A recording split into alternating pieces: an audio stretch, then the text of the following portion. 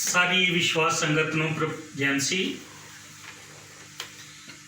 मैनू आस भी है और विश्वास भी है कि तुसीं ठीक ठाक होवोगे, क्योंकि असी लगातार तुहाडे लई प्रार्थना कर रहे हैं और प्रार्थना सुनने वाले प्रभु यीशु मसीह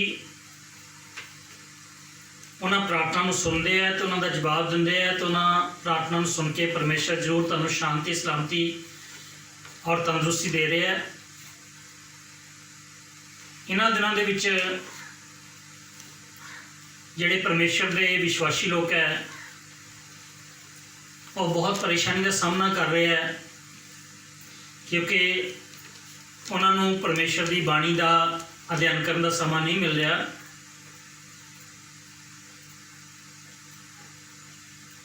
ये सारे विश्वासियों की सांझी समस्या है।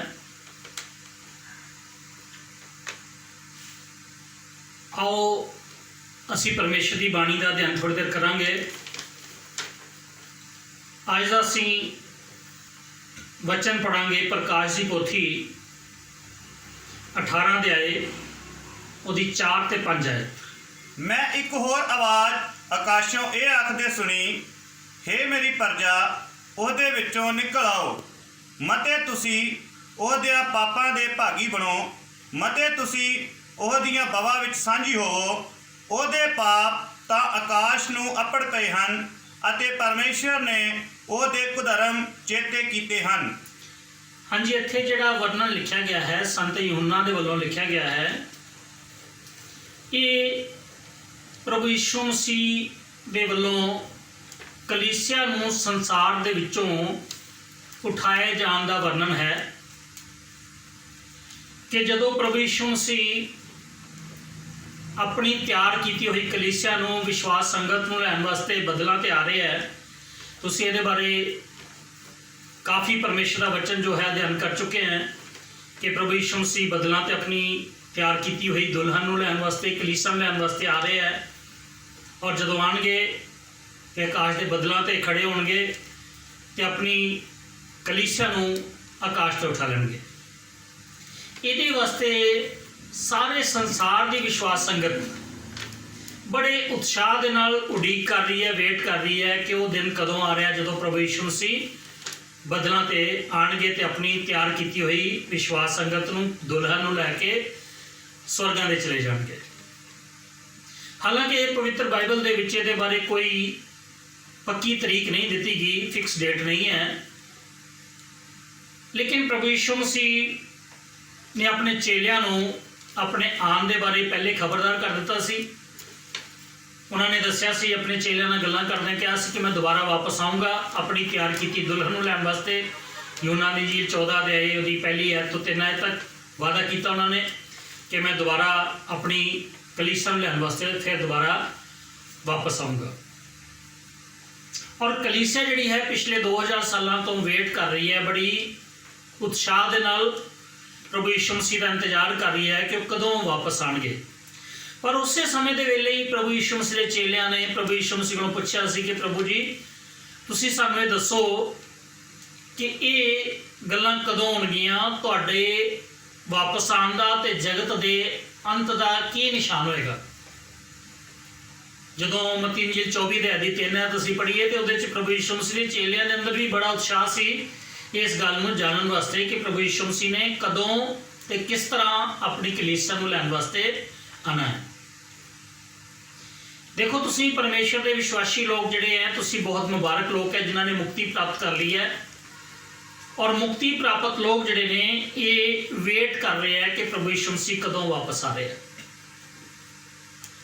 सो तरीक प्रभु यीशु मसीह ने कोई पक्की नहीं दी, पर जिहड़ियां निशानियां प्रभु यीशु मसीह ने दित्तियां उहदे अनुसार प्रभु यीशु मसीह का आना जिहड़ा है वो हुण बिल्कुल नज़दीक है। जिस तरह असी मत्ती दी इंजील 24 अध्याय की 32 आयत पढ़ते हैं, मत्ती दी इंजील 24 अध्याय की 32 आयत पढ़िए।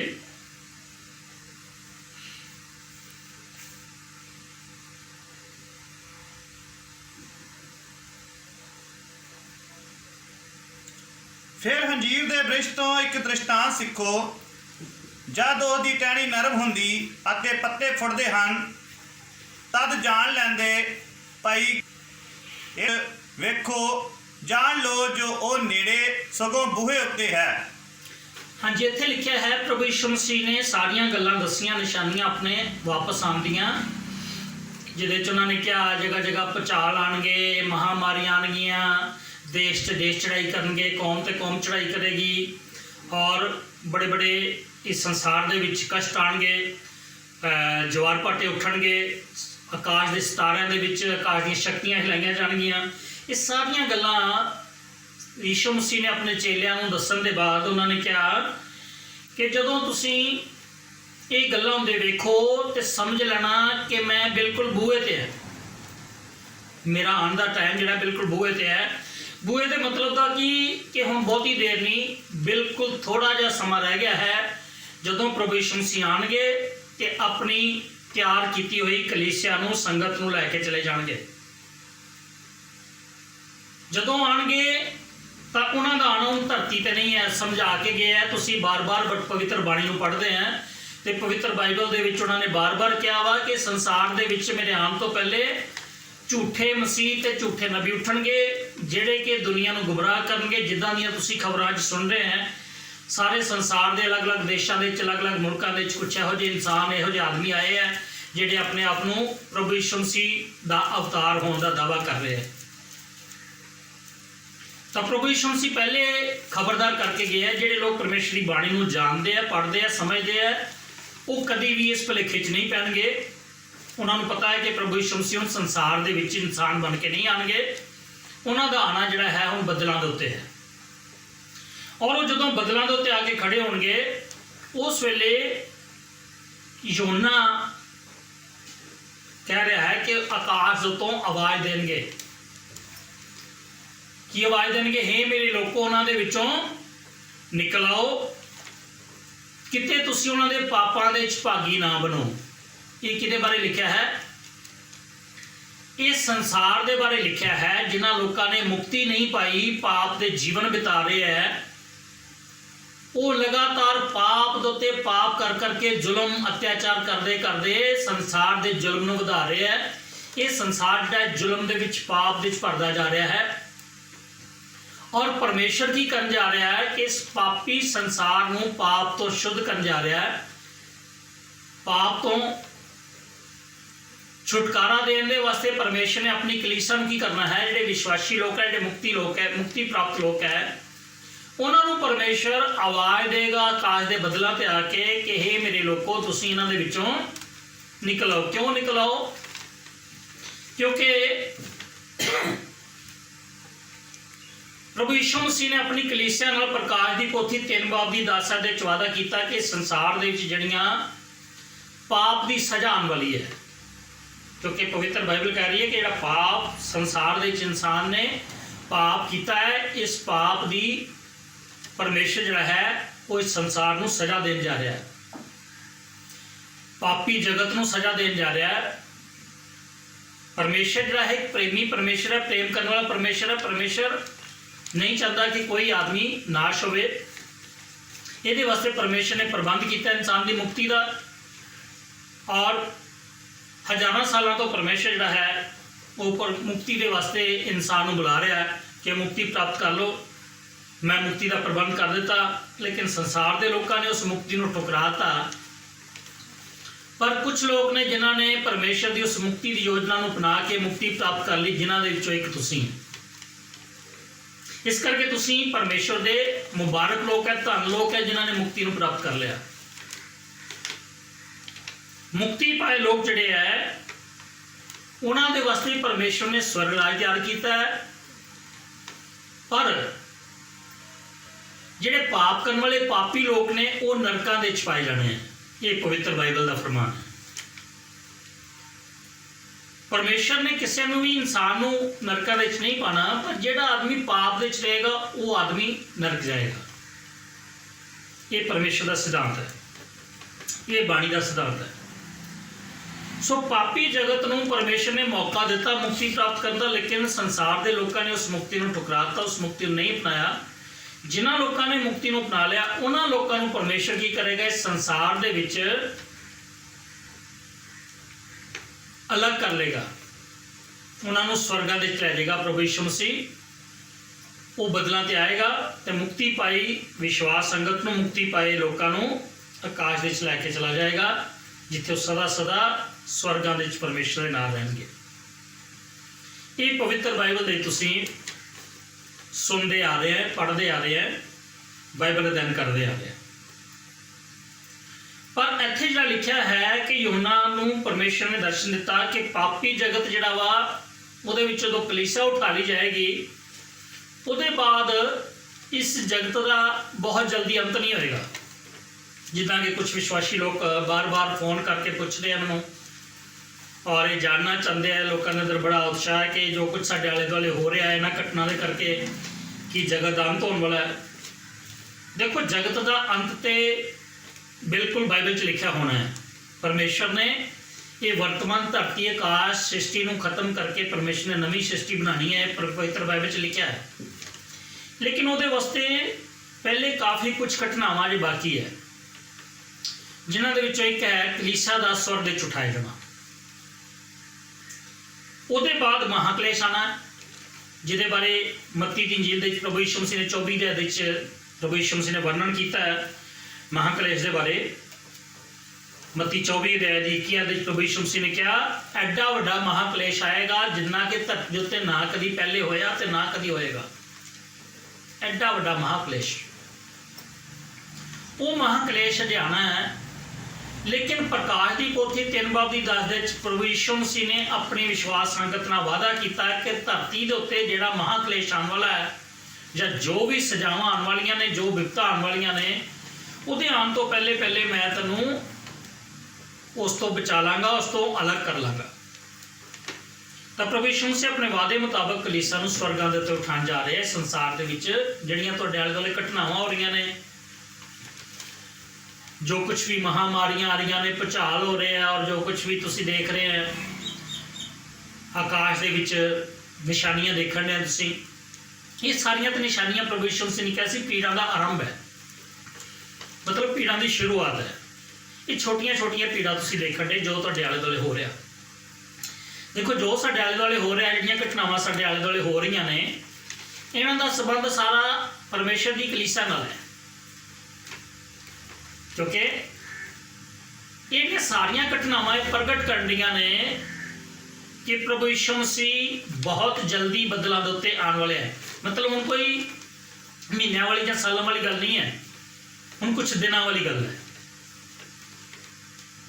ਮਤਲਬ ਇਹ ਨਾ ਸਮਝੋ ਕਿ ਦਿਨਾਂ ਦੇ ਵਿੱਚ ਮੈਂ ਕਹਿ ਰਿਹਾ ਵੀ ਦੁਨੀਆ ਦਾ ਅੰਤ ਹੋਇਆ ਨਾ, ਦੁਨੀਆ ਦੇ ਅੰਤ ਨੂੰ ਕਾਫੀ ਟਾਈਮ ਲੱਗਣਾ ਹੈ, ਕਾਫੀ ਸਮਾਂ ਲੱਗਣਾ ਹੈ। ਲੇਕਿਨ ਦੁਨੀਆ ਦੇ ਅੰਤ ਤੋਂ ਪਹਿਲੇ ਜਿਹੜੀ ਪ੍ਰਭੂ ਯਿਸੂ ਮਸੀਹ ਦੀ ਕਲੀਸਿਆ ਵਿਸ਼ਵਾਸ ਸੰਗਤ ਹੈ, ਉਹਦੇ ਉਠਾਏ ਜਾਣ ਦੇ ਵਿੱਚ ਹੁਣ ਬਹੁਤਾ ਟਾਈਮ ਨਹੀਂ ਹੈ, ਹੁਣ ਬਹੁਤ ਥੋੜਾ ਸਮਾਂ ਹੈ। ਪ੍ਰਭੂ ਯਿਸੂ ਮਸੀਹ ਨੇ ਕਿਹਾ ਦਰਵਾਜ਼ੇ ਤੇ ਹੈ।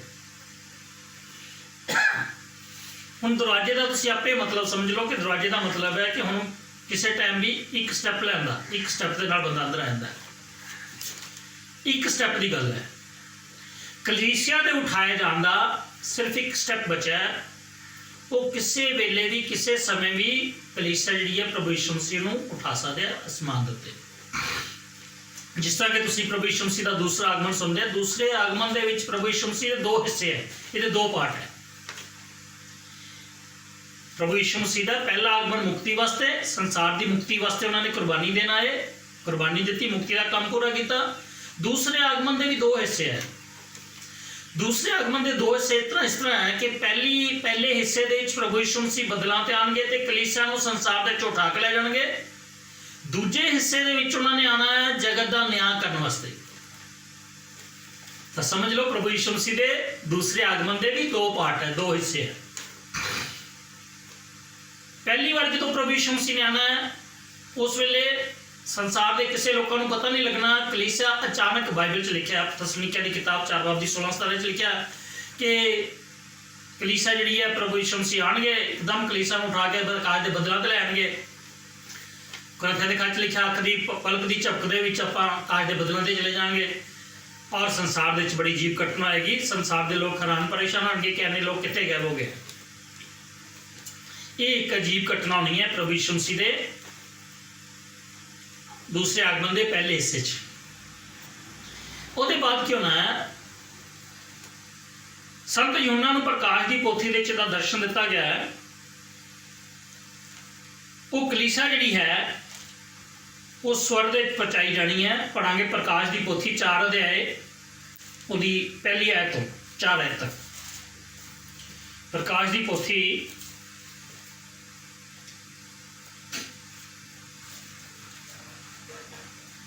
4 अध्याय ਦੀ 4 आयत तो पढ़ांगे। ਸਿੰਘਾਸਨ ਦੇ ਦੁਆਲੇ 24 ਗੱਦੀਆਂ पहली ਹਨ। आयत तो पहली आयत तो पढ़ो। ਇਹਦੇ ਪਿੱਛੋਂ ਮੈਂ ਨਿਗਾਹ ਕੀਤੀ ਤਾਂ ਕੀ ਵੇਖਦਾ ਹਾਂ, ਭਈ ਆਕਾਸ਼ ਵਿੱਚ ਇੱਕ ਬੂਹਾ ਖੋਲਿਆ ਹੋਇਆ ਹੈ। हाँ, यूहन्ना कह रहा कि ਇਹਦੇ ਬਾਅਦ ਮੈਂ ਨਿਗਾਹ ਕੀਤੀ ਤੇ ਕੀ ਵੇਖਦਾ। यूहन्ना ਨੂੰ ਦਰਸ਼ਨ ਦਿਖਾਇਆ ਜਾ ਰਿਹਾ ਆਉਣ ਵਾਲੇ ਸਮੇਂ ਦਾ। यूहन्ना ਕਹਿੰਦਾ ਮੈਂ ਨਿਗਾਹ ਕੀਤੀ ਤੇ ਕੀ ਦੇਖਿਆ ਕਿ ਸਵਰਗ ਦੇ ਵਿੱਚ ਇੱਕ ਬੂਹਾ ਖੁੱਲਿਆ ਪਿਆ ਹੈ। ਸਵਰਗ ਦਾ ਬੂਹਾ ਖੁੱਲਾ ਹੈ। ਤੁਹਾਨੂੰ ਪਤਾ ਹੋਣਾ ਚਾਹੀਦਾ ਇਸ ਵੇਲੇ ਪਰਮੇਸ਼ਰ ਨੇ ਇਨਸਾਨ ਦੇ ਵਾਸਤੇ ਸਵਰਗ ਦੇ ਬੂਹੇ ਖੋਲੇ ਹੈ। ਤੁਹਾਨੂੰ ਯਾਦ ਹੋਏਗਾ ਜਦੋਂ ਆਦਮ ਨੂੰ ਅਦਨ ਦੇ ਬਗੀਚੇ 'ਚ ਆਦਮ ਨੇ ਪਾਪ ਕੀਤਾ ਸੀ ਤੇ ਆਦਮ ਨੂੰ ਅਦਨ ਦੇ ਬਗੀਚੇ 'ਚੋਂ ਬਾਹਰ ਕਰਨ ਦੇ ਬਾਅਦ ਪਰਮੇਸ਼ਰ ਨੇ ਉਹਦੇ ਚਾਰੇ ਪਾਸੇ ਪਹਿਰਾ ਕਰ ਦਿੱਤਾ ਸੀ ਤਾਂ ਕਿ ਆਦਮ ਦੁਬਾਰਾ ਵਾਪਸ ਸਵਰਗ ਵਿੱਚ ਪ੍ਰਵੇਸ਼ ਨਾ ਕਰ ਸਕੇ। ਪਾਪੀ ਆਦਮੀ ਸਵਰਗ ਦੇ ਅੰਦਰ ਪ੍ਰਵੇਸ਼ ਨਹੀਂ ਕਰ ਸਕਦਾ, ਉਹਦੇ ਵਾਸਤੇ ਪਰਮੇਸ਼ਰ ਨੇ ਪਹਿਰੇ ਕੀਤੇ ਹੈ, ਬੰਦ ਕੀਤਾ, ਸਵਰਗ ਦਾ ਬੂਹਾ ਬੰਦ ਕਰ ਦਿੱਤਾ। लेकिन आज तो 2000 साल पहले प्रभु यीशु मसीह ने अपनी कुर्बानी के द्वारा उस स्वर्ग के बंद बूहे को खोल दिता। यूहन्ना ने देखा कि स्वर्ग का बूहा खुला है, खोलिया गया है। ये किहदे वास्ते खोलिया गया? वो इंसान जिहड़ा कि परमेश्वर तो दूर हो गया सी पाप करके, और पाप दे करके स्वर्ग के अंदर जान दे दाखल होने के काबिल नहीं सी रहा। ਉਹਦੇ ਵਾਸਤੇ ਪਰਮੇਸ਼ਰ ਨੇ ਸਵਰਗ ਦਾ ਦਰਵਾਜ਼ਾ ਇੱਕ ਵਾਰੀ ਫੇਰ ਖੋਲਿਆ। ਅੱਜ ਤੋਂ 2000 ਸਾਲ ਪਹਿਲੇ ਜਦੋਂ ਪ੍ਰਭੂ ਯਿਸੂ ਮਸੀਹ ਦੁਨੀਆ 'ਚ ਆਏ, ਸਾਰੇ ਸੰਸਾਰ ਦਾ ਪਾਪ ਆਪਣੇ ਤੇ ਲਿਆ ਔਰ ਪਾਪ ਦੇ ਕਰਕੇ ਕੁਰਬਾਨੀ ਦਿੱਤੀ। ਉਹਦੇ ਬਾਅਦ ਯਿਸੂ ਮਸੀਹ ਨੇ ਉਸ ਸਲੀਬ ਤੇ ਆਪਣੀ ਜਾਨ ਦਿੱਤੀ। ਤਾਂ ਉੱਥੇ ਲਿਖਿਆ ਹੈ ਅਕਲ ਦਾ ਪਰਦਾ ਫਟ ਕੇ 2 ਟੁਕੜੇ ਹੋ ਗਿਆ। ਉਹ ਪਰਦਾ ਜਿਹੜਾ ਪਵਿੱਤਰ ਸਥਾਨ ਤੇ ਅਤ ਪਵਿੱਤਰ ਸਥਾਨ ਦੇ ਵਿੱਚ ਲੱਗਿਆ ਸੀਗਾ, ਜਿਹਦੇ ਅੰਦਰ ਜਾਨ ਦੀ ਪਾਪੀ ਆਦਮੀ ਦੀ ਮਨਾਹੀ ਸੀ, ਉਹ ਦਰਵਾਜ਼ੇ ਜਿਹੜੇ ਸੀ ਯਿਸੂ ਮਸੀਹ ਦੀ ਮੌਤ ਨਾਲ ਖੁੱਲ ਗਏ। स्वर्ग का दरवाजा प्रभु यीशु मसीह की मौत ना खुल गया। वो स्वर्ग का दरवाजा अजे तक खुला पिया। कोई भी पापी जिहड़ा मुक्ति पाना चाहता है, भावें उहदा कोई भी जात होवे, कोई भी धर्म होवे, कोई भी देश होवे, वो प्रभु यीशु मसीह की कुर्बानी के द्वारा उस मुक्ति का हकदार बन सकता है। जिहड़ियां प्रभु की बाणी शर्तां लिखियां ने, उस शर्तां पूरियां करके वो स्वर्ग के अंदर दाखला लै सकता है। पर ध्यान रखना है दरवाजा सदा खुला नहीं रहेगा। एक टाइम आ रहा है जो प्रभु यीशु मसीह परमेश्वर वो दरवाजा बंद कर देंगे। तुसीं 10 कुआरियां की कथा जानते हैं। 10 कुआरियां की कथा की होया सीगा, जदों लाड़े दे आउण नूं देर हुई सी तो कुआरियां सौण लगियां सी, ऊँगण लगियां सी, ते जदों लाड़ा आया सीगा ते जिहड़ियां तैयार सी वो अंदर चलियां गईयां, जिहड़ियां तैयार नहीं सी वो जाके तेल लभण लगियां मशालां जलाउण वास्ते। जिद्दां अजकल के दिनों लॉकडाउन चल रहा है और लोग बाणी लभ रहे हैं, वो 10 कुआरियां की तरह 10 कुआरियां दी मशालां नहीं सी क्यों बुझण लगियां? क्योंकि उन्होंने प्रॉपर तैयारी नहीं सी की। जिहड़े विश्वासियों ने प्रॉपर बाणी का ध्यान नहीं किया, वो लोग किस वेले बाणी के वास्ते बेचैन हो रहे हैं। पर जिन्होंने लोगों ने परमेश्वर की बाणी का ध्यान करके उस बाणी को अपने दिलों च स्टोर किया है, वो बिल्कुल बेचैन नहीं है, बल्कि वो तैयारी च लगे पे है और बड़े उत्साह में बैठे हैं प्रभु यीशु मसीह का स्वागत करने वास्ते। उत्थे लिखा गया है प्रभु यीशु मसीह ने उस कथा दे दस्या कि दो लाड़ा आया ते जिहड़ियां तैयार सी उन्होंने लैके चला गया ते बूहा बंद किया गया। ते फिर जिहड़ियां तैयार नहीं सी जदों बाद दे विच आईयां ते आके बूहा खड़काण लगियां कि साडे वास्ते बूहा खोल दो, तो उन्हां वास्ते बूहा नहीं खुलिया। ये उन्हां विश्वासियों की दशा है जिन्हां ने लापरवाही की।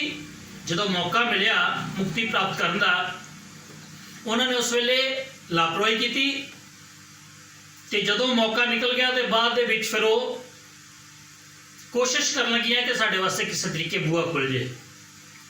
ਸੋ ਸਵਰਗ ਦਾ ਬੂਹਾ ਖੁੱਲਿਆ ਵੇਖਿਆ ਯੋਹੰਨਾ ਨੇ, ਤੇ ਕੀ ਵੇਖਿਆ ਉਹਨੇ ਉਹਦੇ ਅੰਦਰ, ਅੱਗੇ ਵੀ ਪੜਾਂਗੇ। ਅਤੇ ਪਹਿਲੀ ਆਵਾਜ਼ ਜੋ ਮੈਂ ਸੁਣੀ ਸੋ ਤੁਰੀ ਜਹੀ ਮੇਰੇ ਨਾਲ ਗੱਲ ਕਰਦੀ ਸੀ, ਭਾਈ ਇੱਧਰ ਉਤਾਹਾਂ ਨੂੰ ਆ ਜਾ, ਅਤੇ ਜੋ ਕੁਝ ਇਹਦੇ ਮਗਰੋਂ ਹੋਣ ਵਾਲਾ ਹੈ ਉਹ ਮੈਂ ਤੈਨੂੰ ਵਿਖਾਵਾਂ। ਹਾਂ, ਜੋ ਕੁਛ ਇਹਦੇ ਬਾਅਦ ਹੋਣ ਵਾਲਾ ਉਹ ਮੈਂ ਤੈਨੂੰ ਦਿਖਾਵਾਂ। ਇਸ ਤੋਂ ਬਾਅਦ ਵੀ ਕੁਝ ਹੋਣਾ ਹੈ। ਕਿਸ ਤੋਂ ਬਾਅਦ? ਇੱਥੇ ਅਸੀਂ ਜਿਹਦਾ ਚੌਥਾ ਚੈਪਟਰ ਪੜ੍ਹ ਰਹੇ ਹਾਂ, ਸਵਰਗ ਦਾ ਦਰਵਾਜ਼ਾ ਖੁੱਲ ਗਿਆ ਚੌਥੇ ਚੈਪਟਰ ਦੇ ਵਿੱਚ। ਉਹਦੇ ਬਾਅਦ ਕੁਝ ਗੱਲਾਂ ਹੋਣੀਆਂ ਨੇ, ਪੜਾਂਗੇ ਜੇ। ਉਵੇਂ ਹੀ ਮੈਂ ਆਤਮਾ ਵਿੱਚ ਆਇਆ ਤਾਂ ਕੀ ਵੇਖਦਾ ਹਾਂ, ਭਾਈ ਸਵਰਗ ਵਿੱਚ ਇੱਕ ਸਿੰਘਾਸਨ ਧਰਿਆ ਹੋਇਆ ਹੈ ਅਤੇ ਉਸ ਸਿੰਘਾਸਨ ਉੱਤੇ ਕੋਈ ਵਿਰਾਜਮਾਨ ਹੈ। ਹਾਂ, ਯੋਹੰਨਾ ਨੇ ਦੇਖਿਆ ਕਿ ਸਿੰਘਾਸਨ ਲੱਗਿਆ ਹੈ ਤੇ ਸਿੰਘਾਸਨ ਦੇ ਉੱਤੇ ਯਿਸੂ ਮਸੀਹ ਵਿਰਾਜਮਾਨ ਹੈ।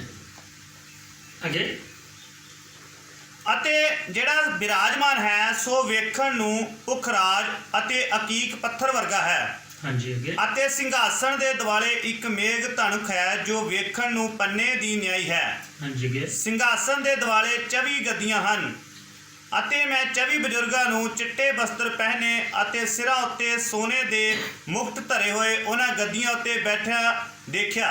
ਹਾਂਜੀ, ਉੱਥੇ ਲਿਖਿਆ ਹੈ ਕਿ ਸਵਰਗ ਦੇ ਵਿੱਚ ਇੱਕ ਸਿੰਘਾਸਨ ਵੇਖਿਆ ਤੇ ਨਾਲ ਉਹਦੇ 24 ਸਿੰਘਾਸਨ ਹੋਰ ਵੇਖੇ। ਉਹਦੇ ਉੱਤੇ 24 ਬਜ਼ੁਰਗ ਬੈਠੇ ਹੈ। ਉਹਨਾਂ ਨੇ ਸਫੇਦ ਵਸਤਰ ਪਾਏ ਹੈ, ਸਫੇਦ ਕੱਪੜੇ ਪਾਏ ਹੈ ਤੇ ਉਹਨਾਂ ਦੇ ਸਿਰਾਂ ਉੱਤੇ ਸੋਨੇ ਦੇ ਮੁਕਟ।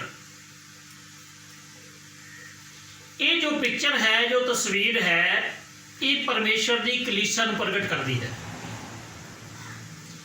ਕਿਉਂਕਿ ਇਹਦੇ ਵਾਸਤੇ ਪ੍ਰਭੂ ਯਿਸੂ ਮਸੀਹ ਨੇ ਸੰਤ ਪਤਰਸ ਨਾਲ ਗੱਲ ਕੀਤੀ ਸੀ। ਮੱਤੀ ਦੀ ਇੰਜੀਲ 19 ਅਧਿਆਇ ਦੀ 27 ਤੇ 28 ਆਇਤ ਵਿੱਚ ਉੱਥੇ ਪਤਰਸ ਨੇ ਪੁੱਛਿਆ ਸੀ ਪ੍ਰਭੂ ਯਿਸੂ ਮਸੀਹ ਨੂੰ, ਪ੍ਰਭੂ ਜੀ ਅਸੀਂ ਸਾਰਾ ਕੁਝ ਛੱਡ ਕੇ ਤੇਰੇ ਪਿੱਛੇ ਉਤਰੇ ਹਾਂ, ਸਾਨੂੰ ਕੀ ਮਿਲੇਗਾ? ਉੱਥੇ ਪ੍ਰਭੂ ਯਿਸੂ ਮਸੀਹ ਨੇ 28 ਆਇਤ ਵਿੱਚ ਕਿਹਾ ਸੀ ਕਿ ਤੁਸੀਂ ਜਿਹੜੇ ਮੇਰੇ ਮਗਰ ਹੋਰ ਤੁਰੇ ਆ, ਤੁਸੀਂ ਮੇਰੇ ਨਾਲ ਸਿੰਘਾਸਨਾਂ ਤੇ ਬੈਠ ਕੇ ਇਸਰਾਇਲ ਦੇ 12 ਗੋਤਰਾਂ ਦਾ ਨਿਆਂ ਕਰੋਗੇ। ਮਤਲਬ ਪ੍ਰਭੂ ਯਿਸੂ ਮਸੀਹ ਸਿੰਘਾਸਨ ਤੇ ਬੈਠ ਕੇ ਮੁਕਤੀ ਦਾ ਕੰਮ ਪੂਰਾ ਕਰਕੇ ਜਿੰਦਾ ਹੋ ਕੇ ਅਸਮਾਨਾਂ ਤੇ ਗਏ, ਫਿਰ ਜਾ ਕੇ ਪਰਮੇਸ਼ਰ ਦੇ ਨਾਲ ਸਿੰਘਾਸਨ ਤੇ ਬੈਠ ਗਏ। ਜਦੋਂ ਕਲੀਸਿਆ ਨੇ ਸਵਰਗਾਂ ਦੇ ਜਾਣਾ ਹੈ ਤੇ ਉੱਥੇ ਪ੍ਰਭੂ ਯਿਸੂ ਮਸੀਹ ਵਾਅਦਾ ਕਰਕੇ ਗਏ ਹੈ, ਕਹਿ ਕੇ ਗਏ ਹੈ ਕਿ ਜਿਹੜੇ ਮੇਰੇ ਮਗਰ ਤੁਸੀਂ ਹੋ ਤੁਰੇ, ਮੇਰੇ ਮਗਰ ਤੁਸੀਂ ਸਾਰੇ ਪ੍ਰਭੂ ਯਿਸੂ ਮਸੀਹ ਦੇ ਮਗਰ ਹੋ ਤੁਰੇ। ਪ੍ਰਭੂ ਯਿਸੂ ਮਸੀਹ ਨੇ ਇਕੱਲੇ 12 ਚੇਲਿਆਂ ਨੂੰ ਕਿਹਾ। ਕੁਝ ਵਿਦਵਾਨ ਕਹਿੰਦੇ ਉਹ 12 ਚੇਲੇ ਬਣੇ ਹੈ, ਲੇਕਿਨ ਪ੍ਰਭੂ ਯਿਸੂ ਮਸੀਹ ਨੇ ਇਕੱਲੇ 12 ਚੇਲਿਆਂ ਨੂੰ, ਉੱਥੇ ਨਹੀਂ ਲਿਖਿਆ ਕਿ 12 ਚੇਲੇ ਤੁਸੀਂ ਮੇਰੇ ਨਾਲ ਬੈਠ ਕੇ ਇਸਰਾਇਲ ਦੇ ਗੋਤਰਾਂ ਨਿਆਂ ਕਰੋਗੇ। ਉਹਨੇ ਕਿਹਾ ਤੁਸੀਂ ਜਿਹੜੇ ਮੇਰੇ ਪਿੱਛੇ ਉਤਰੇ,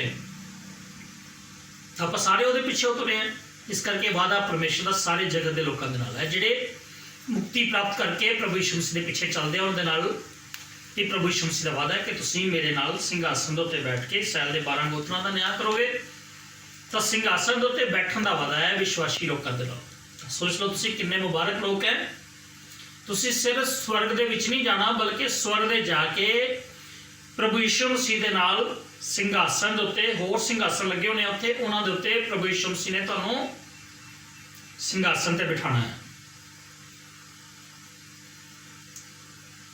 ਇਹ ਸਾਨੂੰ ਕਿਸ ਤਰ੍ਹਾਂ ਪਤਾ ਲੱਗਦਾ ਹੈ ਕਿ ਪਰਮੇਸ਼ਰ ਦੀ ਕਲੀਸਿਆ ਹੈ? ਇਹ 'ਚ ਦੋ ਗੱਲਾਂ ਤੋਂ ਪਤਾ ਲੱਗਦਾ ਹੈ ਕਿ ਪਰਮੇਸ਼ਰ ਦੀ ਕਲੀਸਿਆ, ਜਿਹੜੇ 24 ਬਜ਼ੁਰਗ ਲਿਖੇ ਹੈ,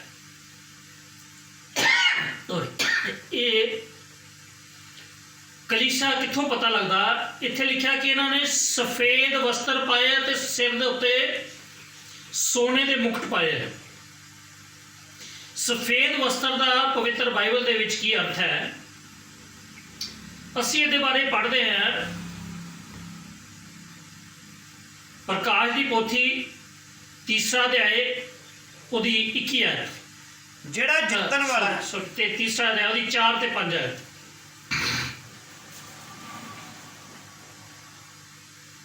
ਪਰ ਤੇਰੇ ਕੋਲ ਸਾਰਦੀਸ ਵਿੱਚ ਥੋੜੇ ਜਿਹੇ ਹਨ ਜਿਨ੍ਹਾਂ ਆਪਣੇ ਬਸਤਰ ਨੂੰ ਦਾਗ ਨਹੀਂ ਲੱਗਣ ਦਿੱਤਾ, ਅਤੇ ਉਹ ਉਜਲੇ ਬਸਤਰ ਪਹਿਨੇ ਮੇਰੇ ਨਾਲ ਫਿਰਨਗੇ, ਇਸੇ ਲਈ ਜੋ ਉਹ ਸੁਯੋਗ ਹਨ।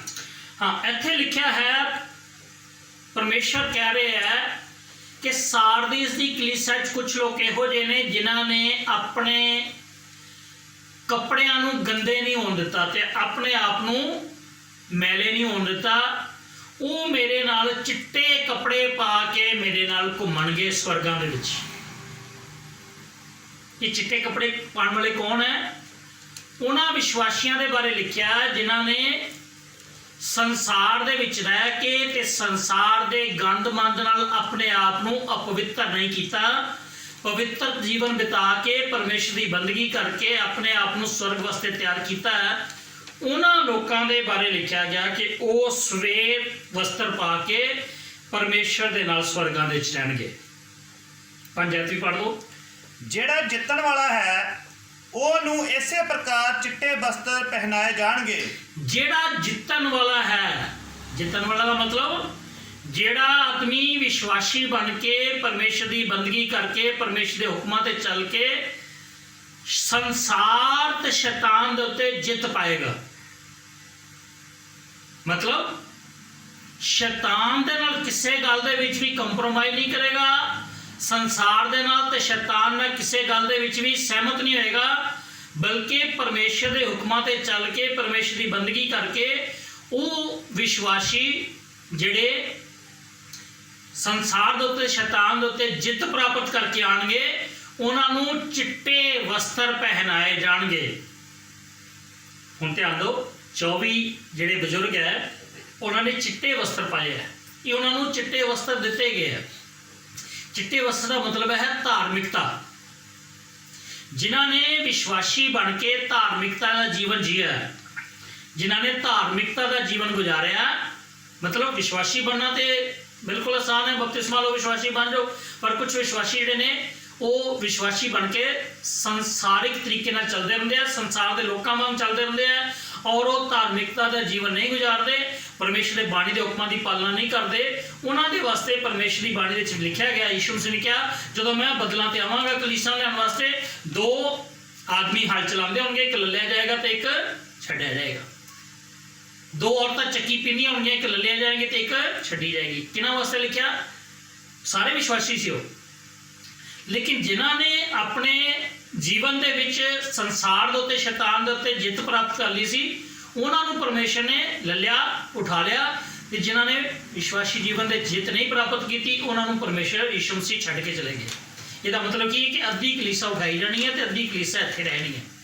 2 ਆਦਮੀ ਹਲ ਚਲਾ ਰਹੇ ਹੈ, ਇੱਕ ਆਦਮੀ ਲੱਲਿਆ ਗਿਆ, ਇੱਕ ਛੱਡਿਆ ਗਿਆ, ਮਤਲਬ ਅੱਧਾ 50%। 2 ਔਰਤਾਂ ਚੱਕੀ ਪੀ ਰਹੀਆਂ, ਇੱਕ ਲੱਲੀ ਗਈ, ਇੱਕ ਛੱਡੀ ਗਈ।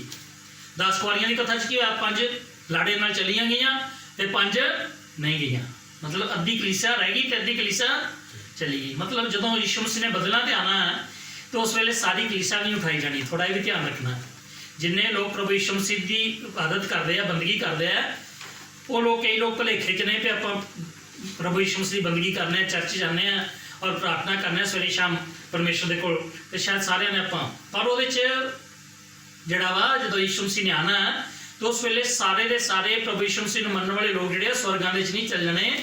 ਅੱਧੇ ਲੋਕ ਉਠਾਏ ਜਾਣੇ ਤੇ ਅੱਧੇ ਲੋਕ ਰਹਿਣੇ ਆ। ਅੱਧੇ ਲੋਕ ਕਿਹੜੇ ਉਠਾਏ ਜਾਣੇ ਆ? ਜਿਨ੍ਹਾਂ ਲੋਕਾਂ ਨੇ ਸ਼ੈਤਾਨ ਦੇ ਉੱਤੇ ਤੇ ਸੰਸਾਰ ਦੇ ਉੱਤੇ ਜਿੱਤ ਪ੍ਰਾਪਤ ਕੀਤੀ ਹੈ। ਉਹਨਾਂ ਲੋਕਾਂ ਨੂੰ ਚਿੱਟੇ ਕੱਪੜੇ ਦਿੱਤੇ ਗਏ ਤੇ ਨਾਲ ਸਿੰਘਾਸਨ ਦੇ ਉੱਤੇ ਬਿਠਾਇਆ ਗਿਆ, ਕਿਉਂਕਿ ਉਹਨਾਂ ਨੇ ਸੰਸਾਰ ਦੇ ਉੱਤੇ ਜਿੱਤ ਪਾਈ ਦੀ। 3 ਬਾਬ ਦੀ ਕੀ ਹੈ, ਤੁਸੀਂ ਪੜ੍ਹੋ। ਜਿੱਤਣ ਵਾਲਾ ਹੈ ਉਹਨੂੰ ਮੈਂ ਆਪਣੇ ਸਿੰਘਾਸਨ ਉੱਤੇ ਆਪਣੇ ਨਾਲ ਬਿਠਾਵਾਂਗਾ, ਜਿਸ ਪ੍ਰਕਾਰ ਮੈਂ ਵੀ ਜਿੱਤਿਆ ਅਤੇ ਆਪਣੇ ਪਿਤਾ ਦੇ ਨਾਲ ਉਹਦੇ ਸਿੰਘਾਸਨ ਉੱਤੇ ਬੈਠਾ। ਹਾਂਜੀ, ਇੱਥੇ ਪ੍ਰਭੂ ਯਿਸੂ ਮਸੀਹ ਦਾ ਵਾਅਦਾ ਹੈ ਜਿੱਤਣ ਵਾਲਿਆਂ ਨਾਲ। ਪ੍ਰਭੂ ਯਿਸੂ ਮਸੀਹ ਕਹਿ ਰਹੇ ਮੈਂ ਆਪਣੇ ਨਾਲ ਸਿੰਘਾਸਨ ਤੇ ਕਿਹਨਾਂ ਨੂੰ ਬਿਠਾਵਾਂਗਾ? ਜਿਹੜੇ ਜਿੱਤਣ ਵਾਲੇ। ਹੁਣ ਸਮਝ ਗਏ ਤੁਸੀਂ 24 ਬਜ਼ੁਰਗ ਕੌਣ ਹੈ? ਜਿਹੜੇ ਜਿੱਤ ਕੇ ਆਏ ਹੈ, ਸ਼ੈਤਾਨ ਨੂੰ, ਸੰਸਾਰ ਨੂੰ ਜਿੱਤ ਕੇ ਆਏ ਹੈ। ਉਹਨਾਂ ਲੋਕਾਂ ਨੂੰ ਸਿੰਘਾਸਨਾਂ ਉੱਤੇ ਬਿਠਾਇਆ ਗਿਆ ਜਿਹੜੇ ਸਵਰਗ ਦੇ ਸਿੰਘਾਸਨ ਲੱਗੇ। ਹੁਣ ਤੁਸੀਂ ਸਮਝ ਗਏ ਬਿਲਕੁਲ ਪਰਮੇਸ਼ਰ ਦੀ ਬਾਣੀ ਦੇ ਚੋਂ ਕਿ 24 ਬਜ਼ੁਰਗ ਕੌਣ ਹੈ। ਤਾਂ ਇਹ ਕਲੀਸਿਆ ਹੈ, ਪਰਮੇਸ਼ਰ ਦੀ ਪ੍ਰਭੂ ਯਿਸੂ ਮਸੀਹ ਦੀ ਵਿਸ਼ਵਾਸ ਸੰਗਤ ਹੈ ਜਿਹੜੀ ਯਿਸੂ ਮਸੀਹ ਨਾਲ ਸਿੰਘਾਸਨਾਂ ਤੇ ਸਵਰਗ ਵਿੱਚ ਬੈਠੀ ਹੈ। ਇਹਦੇ ਪ੍ਰਕਾਸ਼ ਦੀ ਪੋਥੀ 20 ਬਾਬ ਦੀ 4 ਆਇਤ ਵੀ ਪੜ੍ਹੀਏ। ਮੈਂ ਗੱਦੀਆਂ ਵੇਖੀਆਂ ਅਤੇ ਉਹਨਾਂ ਉੱਤੇ ਬੈਠੇ ਹੋਏ ਸਨ ਅਤੇ ਨਿਆਂ ਕਰਨ ਦਾ ਉਹਨਾਂ ਨੂੰ ਅਖਤਿਆਰ ਦਿੱਤਾ ਗਿਆ।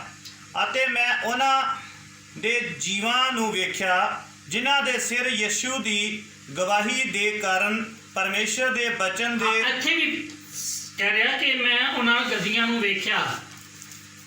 ਇਹ ਬਾਣੀ 'ਚ ਲਿਖਿਆ ਕਿਹੜੇ ਲੋਕ ਗੱਦੀਆਂ ਦੇ ਉੱਤੇ ਬਿਠਾਏ ਗਏ, ਕਿਹੜੇ ਲੋਕ ਸਿੰਘਾਸਨ ਤੇ ਬਿਠਾਏ ਗਏ? ਜਿਹੜੇ ਸ਼ੈਤਾਨ ਤੇ ਸੰਸਾਰ ਦੇ ਉੱਤੇ ਫਤਿਹ ਪਾ ਕੇ ਆਏ, ਜਿਨ੍ਹਾਂ ਨੇ ਵਿਸ਼ਵਾਸੀ ਜੀਵਨ ਦੇ ਵਿੱਚ ਜਿਨ੍ਹਾਂ ਨੇ ਫਤਿਹ ਪਾਈ, ਔਰ ਸੰਸਾਰ ਦੇ ਵਿੱਚ ਜਿਨ੍ਹਾਂ ਨੇ ਪਰਮੇਸ਼ਰ ਦੀ ਇਬਾਦਤ ਕੀਤੀ ਤੇ ਨਾਲ ਸ਼ੈਤਾਨ ਦੇ ਨਾਲ ਕਿਸੇ ਤਰੀਕੇ ਦੇ ਨਾਲ ਵੀ ਸਹਿਮਤੀ ਨਹੀਂ ਕੀਤੀ। ਦੂਜੀ ਗੱਲ ਕੀ ਸਬੂਤ ਮਿਲਦਾ ਹੈ ਕਿ ਵਿਸ਼ਵਾਸ ਸੰਗਤ ਹੈ? ਉਹਨਾਂ ਦੇ ਸਿਰਾਂ ਦੇ ਉੱਤੇ ਸੋਨੇ ਦੇ ਮੁਕਟ ਹੈ। ਪੜ੍ਹੀਏ ਮੇਰੇ ਨਾਲ ਪ੍ਰਕਾਸ਼ ਦੀ ਪੋਥੀ 2:10 ਹੈ।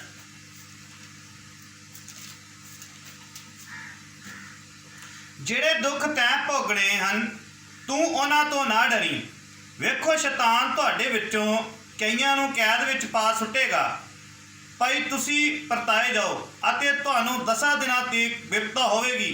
ਤੂੰ ਮਰਨ ਤੋੜੀ ਵਫਾਦਾਰ ਰਹੋ ਤਾਂ ਮੈਂ ਤੈਨੂੰ ਜੀਵਨ ਦਾ ਮੁਕਤ ਦਿਆਂਗਾ। ਜਿਹਦੇ ਕੰਨ ਹਨ ਸੋ ਸੁਣੇ। ਭਾਈ ਆਤਮਾ ਕਲੀਸਿਆ ਨੂੰ ਕੀ ਆਖਦਾ ਹੈ? ਹਾਂ, ਇੱਥੇ ਲਿਖਿਆ ਹੈ ਪ੍ਰਭੂ ਯਿਸੂ ਮਸੀਹ ਕਹਿ ਰਹੇ ਜੋ ਦੁੱਖ ਤੂੰ ਭੋਗਣੇ ਉਹਨਾਂ ਤੋਂ ਨਾ ਡਰੀ। ਸ਼ੈਤਾਨ ਤੁਹਾਡੇ ਚੋਂ ਕਈਆਂ ਨੂੰ ਕੈਦਖਾਨੇ 'ਚ ਪਾ ਦੇਗਾ, ਤੁਸੀਂ ਪਰਤਾਏ ਜਾਓਗੇ, ਪਰਖੇ ਜਾਓਗੇ, ਪਰ ਜਿਹੜਾ ਜਿੱਤ ਕੇ ਆਏਗਾ ਉਹਨੂੰ ਮੈਂ ਜੀਵਨ ਦਾ ਮੁਕਟ ਦਿਆਂਗਾ। ਜਿਹੜੇ ਵਿਸ਼ਵਾਸੀ ਸੰਸਾਰ ਦੇ ਵਿੱਚ ਪਰਮੇਸ਼ਰ ਦੀ ਬੰਦਗੀ ਕਰਦੇ ਹੋਏ ਸੰਸਾਰ ਔਰ ਸ਼ੈਤਾਨ ਦੇ ਉੱਤੇ ਫਤਿਹ ਪਾ ਕੇ ਦੁੱਖ ਚੱਲਦੇ ਚੱਲਦੇ, ਹੁਣ ਇੱਥੇ ਧਿਆਨ ਰੱਖਣਾ, ਵਿਸ਼ਵਾਸੀ ਜੀਵਨ ਜਿਹੜਾ ਹੈ ਇਹ ਦੁੱਖਾਂ ਦਾ ਜੀਵਨ ਹੈ, ਕਸ਼ਟਾਂ ਦਾ ਜੀਵਨ ਹੈ। ਇਹਦੇ 'ਚ ਦੁੱਖ ਚੱਲਣੇ ਪੈਂਦੇ ਆ, ਕਸ਼ਟ ਚੱਲਣੇ ਪੈਂਦੇ ਆ। ਔਰ ਜਿਹੜੇ ਵਿਸ਼ਵਾਸੀ ਲੋਕ ਕਸ਼ਟ ਚੱਲ ਕੇ, ਦੁੱਖ ਚੱਲ ਕੇ, ਸ਼ੈਤਾਨ ਦੇ ਮੁਕਾਬਲਾ ਕਰਕੇ ਸ਼ੈਤਾਨ ਦੇ ਉੱਤੇ ਫਤਿਹ ਪਾ ਕੇ ਆਣਗੇ, ਉਹਨਾਂ ਨੂੰ ਮੁਕਟ ਦਿੱਤਾ ਜਾਏਗਾ। ਇਹ ਵਿਸ਼ਵਾਸੀ ਲੋਕਾਂ ਨਾਲ ਪ੍ਰਭੂ ਯਿਸੂ ਮਸੀਹ ਦਾ ਵਾਅਦਾ ਹੈ। ਸੋ ਧਿਆਨ ਰੱਖੋ, ਜਦੋਂ ਪ੍ਰਭੂ ਯਿਸੂ ਮਸੀਹ ਨੇ ਆਪਣੀ ਵਿਸ਼ਵਾਸ ਸੰਗਤ ਨੂੰ ਸਵਰਗਾਂ 'ਚ ਲੈ ਕੇ ਜਾਣਾ ਹੈ, ਇੱਕ ਤੇ ਉਹਨਾਂ ਨੂੰ ਚਿੱਟੇ ਕੱਪੜੇ ਉਹਨਾਂ ਨੇ ਦੇਣੇ ਪਹਿਨਣ ਵਾਸਤੇ, ਦੂਜਾ ਉਹਨਾਂ ਦੇ ਸਿਰਾਂ ਤੇ ਮੁਕਟ ਰੱਖ ਕੇ ਉਹਨਾਂ ਨੂੰ ਆਪਣੇ ਨਾਲ ਉਹਨੇ ਸਿੰਘਾਸਨ ਦੇ ਉੱਤੇ ਉਸੀ ਨੇ ਉਸ ਵਿਸ਼ਵਾਸ ਸੰਗਤ ਨੂੰ ਬਿਠਾਣਾ। ਹੁਣ ਇੱਥੇ ਅਸੀਂ 4 ਚੈਪਟਰ ਦੇ ਵਿੱਚ ਪੜ੍ਹਿਆ ਕਿ ਵਿਸ਼ਵਾਸ ਸੰਗਤ ਜਿਹੜੀ ਹੈ ਉਹ ਸਿੰਘਾਸਨ ਤੇ ਬੈਠੀ ਹੈ। ਦੇਖੋ 3 ਚੈਪਟਰ ਤੱਕ ਕਲੀਸਿਆ ਦਾ ਵਰਣਨ ਹੈ। ਕਲੀਸਿਆ ਦਾ ਯੁੱਗ ਜਿਹੜਾ 3 ਚੈਪਟਰ ਤੱਕ ਚੱਲਦਾ ਪ੍ਰਕਾਸ਼ ਦੀ ਪੋਥੀ, ਉਹਦੇ ਤੀਸਰੇ ਚੈਪਟਰ ਦੇ ਆਖਰੀ ਆਇਤ ਤੱਕ ਕਲੀਸਿਆ ਦਾ ਯੁੱਗ ਜਾ ਰਿਹਾ।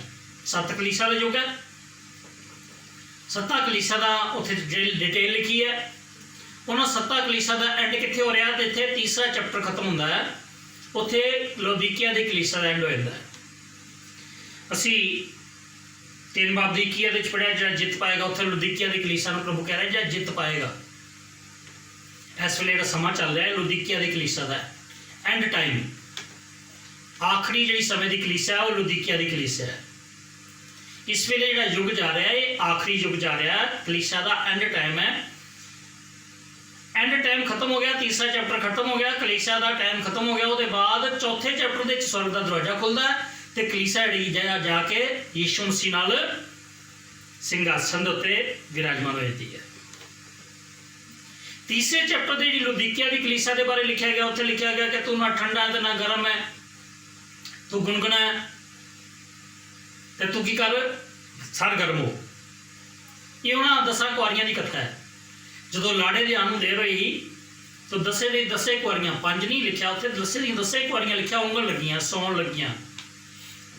ਇਸ ਵੇਲੇ ਵਿਸ਼ਵਾਸੀ ਲੋਕ ਜਿਹੜੇ ਹੈ ਉਹਨਾਂ 10 ਕੁਆਰੀਆਂ ਦੀ ਤਰ੍ਹਾਂ ਉਂਗ ਰਹੇ ਹੈ, ਮਤਲਬ ਆਤਮਿਕ ਜੀਵਨ ਦਾ ਕੋਈ ਉਤਸ਼ਾਹ ਉਹਨਾਂ ਦੇ ਅੰਦਰ ਨਹੀਂ ਹੈ। ਇਸ ਵੇਲੇ ਆਤਮਿਕ ਤੌਰ ਦੇ ਉੱਤੇ ਕਲੀਸਿਆ ਠੰਡੀ ਪਈ ਹੈ। ਆਤਮਿਕ ਤੌਰ ਦੇ ਉੱਤੇ ਜਿਹੜੇ ਪਰਮੇਸ਼ਰ ਦੇ ਲੋਕ ਨੇ ਬਿਲਕੁਲ ਇਸ ਚੀਜ਼ ਨੂੰ ਬਿਲਕੁਲ ਭੁੱਲੇ ਪਏ ਹੈ ਕਿ ਪ੍ਰਭੂ ਯਿਸੂ ਮਸੀਹ ਕਹਿ ਗਿਆ ਕਿ ਮੈਂ ਆਉਣਾ ਤੇ ਮੈਂ ਤੁਹਾਨੂੰ ਨਾਲ ਲੈ ਕੇ ਜਾਣਾ, ਮਤਲਬ ਕੋਈ ਤਿਆਰੀ ਨਹੀਂ ਕਰ ਰਹੇ। ਉੱਥੇ ਲੌਦੀਕੀਆ ਦੀ ਕਲੀਸਿਆ ਨੂੰ ਪ੍ਰਭੂ ਯਿਸੂ ਮਸੀਹ ਕਹਿ ਰਿਹਾ ਕਿ ਮੇਰੇ ਆਉਣ ਦਾ ਟਾਈਮ ਆ ਗਿਆ ਔਰ ਤੂੰ ਸਰਗਰਮ ਹੋ, ਤਿਆਰੀ ਕਰ। ਸੋ ਇਹ ਜਿਹੜਾ ਸਮਾਂ ਇਸ ਵੇਲੇ ਜਾ ਰਿਹਾ ਵਾ, ਯਿਸੂ ਮਸੀਹ ਦਾ ਆਉਣਾ ਜਿਹੜਾ ਵਾ ਇੱਕਦਮ ਬੂਹੇ ਤੇ ਹੈ। ਇਸ ਵੇਲੇ ਕਲੀਸਿਆ ਨੂੰ ਠੰਡੇ ਹੋਣ ਦਾ ਟਾਈਮ ਨਹੀਂ ਹੈ। ਕਲੀਸਿਆ ਨੂੰ ਪੂਰੀ ਉਤਸ਼ਾਹ ਦੇ ਨਾਲ, ਪੂਰੀ ਸਰਗਰਮੀ ਦੇ ਨਾਲ ਤਿਆਰੀ ਦੇ 'ਚ ਲੱਗਣ ਦੀ ਲੋੜ ਹੈ, ਤਾਂ ਕਿ ਜਿਹੜੀਆਂ ਕਮੀਆਂ ਰਹਿ ਗਈਆਂ ਨੇ ਉਹਨਾਂ ਕਮੀਆਂ ਨੂੰ ਦੂਰ ਕਰੀਏ ਤੇ ਉਹਦੇ ਨਾਲ ਬਦਲਾਂ ਤੇ ਉਠਾਏ ਜਾਣ ਦੇ ਵਾਸਤੇ ਅਸੀਂ ਆਪਣੇ ਆਪ ਨੂੰ ਤਿਆਰ ਕਰੀਏ। ਠੀਕ ਹੈ ਜੀ। ਮਤਲਬ ਕਲੀਸਿਆ ਜਿਹੜੀ ਹੈ, ਇਹ ਜਿਹੜੀਆਂ ਸਾਡੇ ਆਲੇ ਦੁਆਲੇ ਘਟਨਾਵਾਂ ਹੋ ਰਹੀਆਂ ਨੇ, ਇਹਨਾਂ ਘਟਨਾਵਾਂ ਦੇ ਨਾਲ ਸਿੱਧਾ ਕਲੀਸਿਆ ਦਾ ਇਹ ਸੰਬੰਧ ਹੈ। ਇਹ ਘਟਨਾਵਾਂ ਤੇ ਪੀੜਾਂ ਦਾ ਆਰੰਭ ਹੈ। ਇਸ ਤੋਂ ਵੱਡੀਆਂ ਵੱਡੀਆਂ ਪੀੜਾਂ ਪ੍ਰਕਾਸ਼ ਦੀ ਪੋਥੀਆਂ 'ਚ ਲਿਖੀਆਂ ਆਣੀਆਂ ਨੇ ਜੇ। ਅਜੇ 7 ਮੋਹਰਾਂ ਖੁੱਲ੍ਹਣੀਆਂ ਨੇ, ਫਿਰ ਉਹ 7 ਮੋਹਰਾਂ ਦੇ ਬਾਅਦ ਫਿਰ 7 ਪਰਮੇਸ਼ਰ ਦੇ ਕ੍ਰੋਧ ਦੇ ਕਟੋਰੇ ਲਿਖੇ ਆ, ਉਹ ਅਕਸਰ ਧਰਤੀ ਦੇ ਉੱਤੇ ਆਣੇ ਆ। ਉਹਦੇ ਬਾਰੇ ਤੇ ਪ੍ਰਭੂ ਯਿਸੂ ਮਸੀਹ ਨੇ ਮੱਤੀ ਦੀ ਇੰਜੀਲ 24 ਦੇ ਅਧਿਆਇ 'ਚ ਲਿਖਿਆ ਕਿ ਉਹ ਮਹਾ ਕਲੇਸ਼ ਏਦਾਂ ਦਾ ਹੋਣਾ ਕਿ ਦੁਨੀਆ ਜਿਹੜੀ ਹੈ ਉਹ ਕਦੀ ਉਸ ਸਮੇਂ ਕਲੇਸ਼ ਵਿੱਚ ਨਹੀਂ ਗਈ। ਆ ਥੋੜੇ ਦਿਨਾਂ ਤੋਂ ਤੁਸੀਂ ਦੇਖ ਰਹੇ ਹੋ ਕਿ ਥੋੜੀ ਬਹੁਤੀ ਜਿਹੜੇ ਚੱਲ ਰਹੀ ਹੈ ਪਰੇਸ਼ਾਨੀ ਚੱਲ ਰਹੀ, ਮਹਾਮਾਰੀਆਂ ਚੱਲ ਰਹੀਆਂ, ਇਹਦੇ ਕਰਕੇ ਲੋਕ ਕਿੰਨੇ ਪਰੇਸ਼ਾਨ ਹੋ ਰਹੇ। ਤੇ ਜਦੋਂ ਵੱਡੀਆਂ ਵਿਪਤਾਂ ਆਉਣ ਵਾਲੀਆਂ ਤੇ ਉਹਦੇ 'ਚ ਲੋਕਾਂ ਦਾ ਕੀ ਹਾਲ ਹੋਊਗਾ, ਇਹ ਤੁਸੀਂ ਆਪੇ ਅੰਦਾਜ਼ਾ ਲਗਾ ਲਓ। ਪਰ ਪਰਮੇਸ਼ਰ ਦੇ ਮੁਬਾਰਕ ਲੋਕੋ, ਤੁਹਾਨੂੰ ਘਬਰਾਉਣ ਦੀ ਲੋੜ ਨਹੀਂ, ਕਿਉਂਕਿ ਕਲੀਸਿਆ ਜਿਹੜੀ ਆ ਉਹਨਾਂ ਵਿਪਤਾ ਤੋਂ ਤੇ ਉਹਨਾਂ ਵੱਡੀਆਂ ਮਹਾਮਾਰੀਆਂ ਤੋਂ ਤੇ ਵੱਡੇ ਜਿਹੜੇ ਸੰਕਟ ਆਉਣ ਵਾਲੇ ਆ, ਮਹਾਕਲੇਸ਼ ਆਉਣ ਵਾਲਾ, ਉਸ ਤੋਂ ਪਹਿਲੇ ਤੁਸੀਂ ਸਵਰਗਾਂ ਦੇ ਵਿੱਚ ਬੈਠੇ ਹੋ। ਤੁਹਾਡੇ ਵਾਸਤੇ ਖੁਸ਼ੀ ਦੀ ਗੱਲ ਹੈ। ਬਾਕੀ ਸੰਸਾਰ ਜਿਹੜਾ ਇੱਦਾਂ ਹੀ ਚੱਲਦਾ ਰਹੇਗਾ। ਉਹਦੇ 'ਚ ਜਦੋਂ ਅਸੀਂ ਪ੍ਰਕਾਸ਼ ਦੀ ਪੋਥੀ ਪੜ੍ਹਦੇ ਹਾਂ ਤੇ ਪ੍ਰਕਾਸ਼ ਦੀ ਪੋਥੀ ਦੇ ਵਿੱਚ ਅਸੀਂ ਪੜ੍ਹਦੇ ਹਾਂ ਕਿ ਉਹਦੇ ਬਾਅਦ ਫਿਰ 6 ਚੈਪਟਰ ਦੇ ਜਦੋਂ ਅਸੀਂ ਪੜ੍ਹਦੇ ਹਾਂ ਤੇ ਉੱਥੇ 2 'ਚ ਲਿਖਿਆ ਕਿ ਉੱਥੇ ਸ਼ੈਤਾਨ ਨੇ ਵੀ ਆਉਣਾ, ਜਿਹਦੇ ਬਾਰੇ ਤੁਸੀਂ ਬਾਈਬਲ ਦੇ 'ਚ ਸੁਣ ਚੁੱਕੇ ਹੋ ਕਿ ਉਹਦਾ 7 ਸਾਲ ਦਾ ਰਾਜ ਆਉਣਾ। 6 ਬਾਬ ਦੀ 2 'ਚ ਲਿਖਿਆ ਕਿ ਉਹ ਸ਼ੈਤਾਨ ਜਿਹੜਾ ਹੈ ਉਹਦਾ ਰਾਜ ਆਏਗਾ, ਉਹ ਰਾਜਾ ਸਾਰੇ ਸੰਸਾਰ ਦੇ ਉੱਤੇ ਫਤਿਹ ਪਾ ਲੇਗਾ, ਸਾਰੇ ਰਾਸ਼ਟਰ ਉਹਦੇ ਅਧੀਨ ਹੋ ਜਾਣਗੇ। ਤੁਸੀਂ ਇਹਨਾਂ ਦਿਨਾਂ ਦੇ ਦੇਖ ਰਹੇ ਹੋ ਕਿ ਸਾਰਾ ਸੰਸਾਰ ਜਿਹੜਾ ਇੱਕ ਮਨ ਹੋ ਕੇ, ਜਿਸ ਤਰ੍ਹਾਂ ਤੁਸੀਂ ਵੇਖਦੇ ਇਸ ਮਹਾਮਾਰੀ ਦੇ ਦੌਰਾਨ ਸਾਰੇ ਲੋਕ WHO ਦੀ ਗੱਲ ਮੰਨਦੇ। ਇਸ ਤਰ੍ਹਾਂ ਜਦੋਂ ਸ਼ੈਤਾਨ ਨੇ ਆਉਣਾ, ਉਹਨੇ ਸਾਰੇ ਸੰਸਾਰ 'ਤੇ ਰਾਜ ਕਰਨਾ, ਉਹਨੇ ਸਾਰੇ ਲੋਕਾਂ ਨੂੰ ਆਪਣੇ ਪ੍ਰਭਾਵ 'ਚ ਲੈਣਾ, ਸਾਰੀਆਂ ਕੰਟਰੀਆਂ ਨੂੰ, ਸਾਰੇ ਦੇਸ਼ਾਂ ਨੂੰ ਉਹਨੇ ਆਪਣੇ ਪ੍ਰਭਾਵ 'ਚ ਲੈਣਾ। ਤੇ 6 ਚੈਪਟਰ ਦੇ 'ਚ ਉਹਦਾ 2 ਦੇ ਚਾਣਾ ਲਿਖਿਆ। ਉਹਦੇ ਬਾਅਦ ਥੋੜ੍ਹੇ ਬਹੁਤੇ ਕਲੇਸ਼ ਚੱਲਦੇ ਰਹਿਣੇ। ਕਲੀਸਿਆ ਉਨੀ ਦੇਰ ਤੱਕ ਸਵਰਗ ਵਿੱਚ ਬੈਠੀ ਹੋਣੀ ਹੈ। ਉਹਦੇ ਬਾਅਦ ਸ਼ੈਤਾਨ ਦਾ 7 ਸਾਲ ਦਾ ਰਾਜ ਹੋਣਾ ਸ਼ੁਰੂ, ਜਿਹਦੇ 'ਚ ਉਹਨੇ ਆ ਕੇ ਮੋਹਰਾਂ ਲਾਣੀਆਂ ਨੇ। ਇਹ ਸਾਨੂੰ ਪ੍ਰਕਾਸ਼ ਦੀ ਪੋਥੀ 13 ਅਧਿਆਇ ਦੀ 16 ਤੋਂ 18 ਦੇ 'ਚ ਇਹਦਾ ਵਰਣਨ ਮਿਲਦਾ ਹੈ ਕਿ ਸ਼ੈਤਾਨ ਨੇ ਆ ਕੇ 666 ਦੀ ਮੋਹਰ ਲਗਾਣੀ ਹੈ। ਉਹ ਮੋਹਰ ਜਿਹੜੀ ਹੈ ਕਿਸੇ ਵੀ ਰੂਪ 'ਚ ਲਗਾ ਸਕਦਾ ਹੈ, ਚਾਹੇ ਉਹ ਹੱਥਾਂ 'ਤੇ ਲਗਾਏਗਾ, ਚਾਹੇ ਮੱਥੇ 'ਤੇ ਲਗਾਏਗਾ, ਲੇਕਿਨ ਉਹਦਾ ਨੰਬਰ ਜਿਹੜਾ ਦੱਸਿਆ ਗਿਆ 666 ਨੰਬਰ।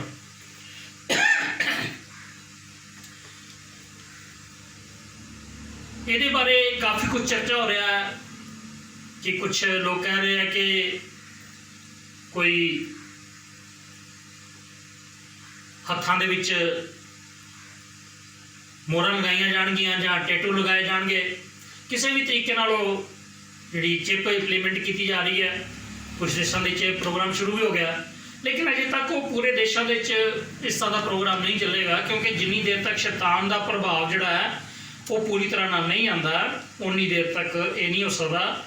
ਕਿਉਂਕਿ ਜਦੋਂ ਅਸੀਂ ਪਰਮੇਸ਼ਰ ਦੀ ਬਾਣੀ ਦੇ ਵਿੱਚੋਂ ਅਸੀਂ ਪੜ੍ਹੀਏ ਤੇ ਸਾਨੂੰ ਪਤਾ ਲੱਗਦਾ ਹੈ ਕਿ ਸ਼ੈਤਾਨ ਨੇ ਜਦੋਂ ਆਉਣਾ ਹੈ ਤੇ ਉਹਨੇ ਆਪਣੇ ਸੰਸਾਰ ਦੇ ਉੱਤੇ, ਸਾਰੇ ਰਾਜ ਦੇ ਉੱਤੇ ਰਾਜ ਕਰਨਾ, ਪਰ ਉਹਦਾ ਰਾਜ ਕਿਉਂ ਨਹੀਂ ਅਜੇ ਆ ਰਿਹਾ, ਜਿਹੜਾ ਸ਼ੈਤਾਨ ਦਾ 7 ਸਾਲ ਦਾ ਰਾਜ ਲਿਖਿਆ ਉਹ ਕਿਉਂ ਨਹੀਂ ਆ ਰਿਹਾ, ਉਹਦੇ ਬਾਰੇ ਦੂਸਰਾ ਤਸਲੀਕੀਆਂ 2 ਬਾਬ ਦੇ 1 ਆਇਤ ਤੋਂ ਲੈ ਕੇ 13 ਤੱਕ ਜਦੋਂ ਅਸੀਂ ਪੜ੍ਹੀਏ ਤਾਂ ਉੱਥੇ ਲਿਖਿਆ ਗਿਆ ਕਿ ਉਹਦੇ ਰਾਜ ਨੂੰ ਰੋਕਣ ਵਾਲੀ ਇੱਕ ਚੀਜ਼ ਹੈ ਜਿਹੜੀ ਉਹਨੂੰ ਰੋਕ ਰਹੀ ਹੈ, ਸ਼ੈਤਾਨ ਦੇ ਰਾਜ ਨੂੰ। ਉਹ ਚੀਜ਼ ਕੀ ਹੈ? ਉਹ ਚੀਜ਼ ਹੈ ਕਲੀਸਿਆ ਤੇ ਪਵਿੱਤਰ ਆਤਮਾ। ਕਿਉਂਕਿ ਜਿੰਨੀ ਦੇਰ ਕਲੀਸਿਆ ਧਰਤੀ ਦੇ ਉੱਤੇ ਹੈ, ਪਵਿੱਤਰ ਆਤਮਾ ਵੀ ਧਰਤੀ ਦੇ ਉੱਤੇ ਹੈ। ਪਵਿੱਤਰ ਆਤਮਾ ਕਲੀਸਿਆ ਦੀ ਤਿਆਰੀ ਕਰਾ ਰਿਹਾ। ਜਦੋਂ ਕਲੀਸਿਆ ਸਵਰਗ 'ਚ ਉਠਾਈ ਜਾਏਗੀ, ਪਵਿੱਤਰ ਆਤਮਾ ਵੀ ਨਾਲ ਹੀ ਉਠਾ ਲਿਆ ਜਾਏਗਾ, ਪਵਿੱਤਰ ਆਤਮਾ ਵੀ ਤਾਂ ਧਰਤੀ 'ਤੇ ਚੱਲ ਜਾਏਗਾ। ਫਿਰ ਇੱਥੇ ਸਿਰਫ ਸ਼ੈਤਾਨ ਦਾ ਰਾਜ ਹੋਏਗਾ। ਸ਼ੈਤਾਨ ਆਪਣੇ ਮਨ ਚਾਹੇ ਤਰੀਕੇ ਨਾਲ ਦੁਨੀਆ ਦੇ ਲੋਕਾਂ ਨੂੰ ਤੰਗ ਕਰੇਗਾ, ਪਰੇਸ਼ਾਨ ਕਰੇਗਾ। ਹੁਣ ਤੇ ਥੋੜਾ ਕਰ ਰਿਹਾ, ਫਿਰ ਉਹ ਪੂਰੇ ਜ਼ੋਰ ਨਾਲ ਕਰੇਗਾ, ਕਿਉਂਕਿ ਸ਼ੈਤਾਨ ਦੀ ਤਾਕਤ ਨੂੰ ਰੋਕਣ ਵਾਲੀ ਇੱਕ ਤਾਕਤ ਇਸ ਧਰਤੀ ਦੇ ਉੱਤੇ ਆ, ਪਵਿੱਤਰ ਆਤਮਾ। ਇਹ ਤੁਸੀਂ ਦੂਸਰਾ ਤਸਲੀਕੀਆਂ ਆਪਣੀ ਬਾਈਬਲ ਦੇ ਵਿੱਚੋਂ ਤੁਸੀਂ 2 ਚੈਪਟਰ ਦੇ ਵਿੱਚੋਂ 1 ਆਇਤ ਤੋਂ ਲੈ ਕੇ 13 ਆਇਤ ਤੱਕ ਤੁਸੀਂ ਪੜ੍ਹਨਾ ਹੈ। ਹੁਣ ਨਹੀਂ ਪੜਾਂਗੇ ਆਪਾਂ, ਵੀਡੀਓ ਜ਼ਿਆਦਾ ਲੰਬਾ ਹੋ ਜਾਏਗਾ। ਤੁਸੀਂ ਆਪਣੇ ਆਪਣੇ ਬਾਈਬਲਾਂ ਖੋਲੋ, ਉੱਥੇ ਸ਼ੈਤਾਨ ਦੇ ਬਾਰੇ ਲਿਖਿਆ ਗਿਆ ਕਿ ਸ਼ੈਤਾਨ ਜਿਹੜਾ ਹੈ ਉਹਦੇ 3 ਨਾਂ ਲਿਖੇ ਗਏ ਨੇ। ਇੱਕ ਤੇ ਲਿਖਿਆ ਗਿਆ ਪਾਪ ਦਾ ਪੁਰਸ਼, ਦੂਜਾ ਲਿਖਿਆ ਗਿਆ ਵਿਨਾਸ਼ ਦਾ ਪੁੱਤਰ, ਤੇ ਤੀਜਾ ਲਿਖਿਆ ਗਿਆ ਕੁਧਰਮੀ। ਇਹ 3 ਉਹਦੇ ਅਹੁਦੇ ਨੇ, ਮਤਲਬ 3 ਉਹਦੇ ਗੁਣ ਹੈ। ਪਾਪ ਦਾ ਪੁਰਸ਼ ਦੁਨੀਆ ਦੇ ਕੋਲੋਂ ਪਾਪ ਕਰਵਾਉਣ ਵਾਲਾ, ਸੰਸਾਰ ਦੇ ਲੋਕਾਂ ਨੂੰ ਪਾਪ ਵਾਸਤੇ ਉਕਸਾਉਣ ਵਾਲਾ, ਪਾਪ ਦੇ ਵਾਸਤੇ ਉਭਾਰਨ ਵਾਲਾ। ਦੁਨੀਆ ਸਾਰੀ ਜਿੰਨੇ ਵੀ ਪਾਪ ਕਰਦੀ ਸ਼ੈਤਾਨ ਦੇ ਪ੍ਰਭਾਵ 'ਚ ਕਰਦੀ ਹੈ। ਤਾਂ ਉਸ ਵੇਲੇ ਪੂਰੀ ਤਰ੍ਹਾਂ ਸੰਸਾਰ ਦੇ ਵਿੱਚ ਪਾਪ ਦਾ ਰਾਜ ਹੋਏਗਾ। ਪਰ ਜਿੰਨੀ ਦੇਰ ਕਲੀਸਿਆ ਧਰਤੀ ਤੇ ਉਨੀ ਦੇਰ ਉਹਦਾ ਰਾਜ ਨਹੀਂ ਆ ਸਕਦਾ। ਇਹ ਸਾਨੂੰ ਮਿਲਦਾ ਵਾ 13 ਚੈਪਟਰ ਪ੍ਰਕਾਸ਼ ਦੀ ਪੋਥੀ ਵਿੱਚ ਮਿਲਦਾ, ਜਿੱਥੇ ਉਹਨੇ ਆ ਕੇ 666 ਦੀਆਂ ਨੰਬਰ ਦੀਆਂ ਮੋਹਰਾਂ ਲਗਾਉਣੀਆਂ ਨੇ। ਧਿਆਨ ਰੱਖਿਓ, ਕਲੀਸਿਆ ਉਸ ਵੇਲੇ ਕਿੱਥੇ ਹੋਣੀ ਹੈ? ਸਵਰਗ ਵਿੱਚ ਸਿੰਘਾਸਨ ਤੇ। ਜਦੋਂ ਮੋਹਰਾਂ ਲੱਗਣ ਦਾ ਟਾਈਮ ਆਣਾ, ਜੇ ਮੋਹਰਾਂ ਸਟਾਰਟ ਹੋ ਗਈਆਂ ਨੇ, ਕੁਛ ਲੋਕ ਕਹਿ ਰਹੇ ਕਿ ਕੁਛ ਲੋਕ ਹੋਰ ਲਗਾ ਰਹੇ, ਚੇਪੀ ਲਗਾ ਰਹੇ ਹੈ, ਜਿਹੜੀ ਹੱਥ ਦੇ ਵਿੱਚ ਲਗਾ ਰਹੇ ਹੈ, ਜਿਹੜੀ ਚਿਪ ਇੰਪਲੀਮੈਂਟ ਕਰ ਰਹੇ ਹੈ, ਉਹ ਇਸ ਤਰ੍ਹਾਂ ਦੀ ਸਿਸਟਮ ਅਜੇ ਮਨ ਮਰਜ਼ੀ ਨਾਲ ਆਪਣੀ ਮਨ ਮਰਜ਼ੀ ਨਾਲ ਕੋਈ ਲਗਵਾ ਸਕਦਾ ਹੈ।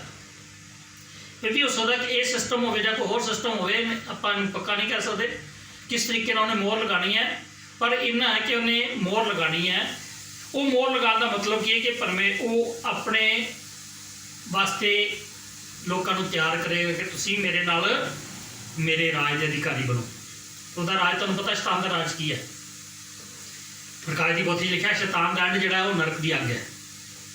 ਯਿਸੂ ਮਸੀਹ ਨੇ ਕਿਹਾ ਸੀਗਾ, ਜਦੋਂ ਆਪਣੇ ਚੇਲਿਆਂ ਨਾਲ ਗੱਲਾਂ ਕਰ ਰਹੇ ਸੀ, ਉਹਨੇ ਕਿਹਾ ਆਪਣੇ ਖੱਬੇ ਪਾਸੇ ਵਾਲੇ ਲੋਕਾਂ ਨਾਲ, ਖੱਬੇ ਹੱਥ ਜਿਹੜੇ ਲੋਕ ਨੇ ਉਹਨਾਂ ਨੂੰ ਰਾਜਾ ਕਹੇਗਾ ਕਿ ਤੁਸੀਂ ਉਸ ਨਰਕ ਦੇ, ਉਸ ਅੱਗ ਦੇ ਅਧਿਕਾਰੀ ਉਹਦੇ ਚਲੇ ਜਾਓ ਜਾਂ ਸ਼ੈਤਾਨ ਤੋਂ ਉਹਦੇ ਦੂਤਾਂ ਵਾਸਤੇ ਤਿਆਰ ਕੀਤੀ ਗਈ ਹੈ। ਉਹਦਾ ਐਂਡ ਜਿਹੜਾ ਉਹ ਨਰਕ ਦੀ ਅੱਗ ਹੈ।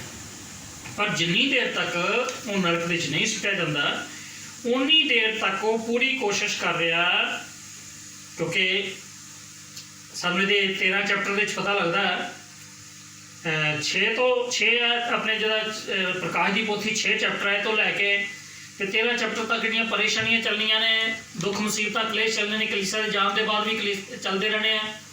ਪਰ ਜਿਹੜਾ ਸ਼ੈਤਾਨ ਦਾ ਰਾਜ ਆਣਾ ਉਹ 13 ਚੈਪਟਰ 'ਚ ਲਿਖਿਆ ਹੈ ਕਿ ਉਹਨੇ ਆ ਕੇ ਪੂਰੀ ਤਰ੍ਹਾਂ ਨਾਲ ਸੰਸਾਰ ਦਾ ਸ਼ਾਸਕ, ਰਾਜਾ, ਮਹਾਰਾਜਾ ਬਣ ਜਾਣਾ, ਸਮਰਾਟ ਬਣ ਜਾਣਾ।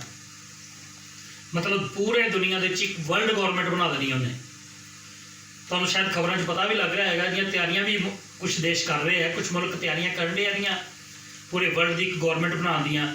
ਉਹ ਕਹਿੰਦੇ ਕਿ ਇੱਕੋ ਹੀ ਰਾਜਾ ਬਣਾ ਦਈਏ, ਇੱਕੋ ਸਰਕਾਰ ਬਣਾ ਦਈਏ, ਇੱਕੋ ਕਾਨੂੰਨ ਬਣਾ ਦਈਏ, ਇੱਕੋ ਕਰੰਸੀ ਬਣਾ ਦਈਏ। ਇਹ ਹੋ ਸਕਦਾ ਹੈ। ਬਾਈਬਲ ਦੇ ਵਿੱਚ ਲਿਖਿਆ ਹੈ ਕਿ ਸ਼ੈਤਾਨ ਦਾ ਰਾਜ ਆਉਣ ਵਾਲਾ, ਸ਼ੈਤਾਨ ਨੇ ਸਾਰੇ ਦੁਨੀਆ ਦੇ ਲੋਕਾਂ ਨੂੰ ਆਪਣੇ ਪ੍ਰਭਾਵ 'ਚ ਲੈਣਾ।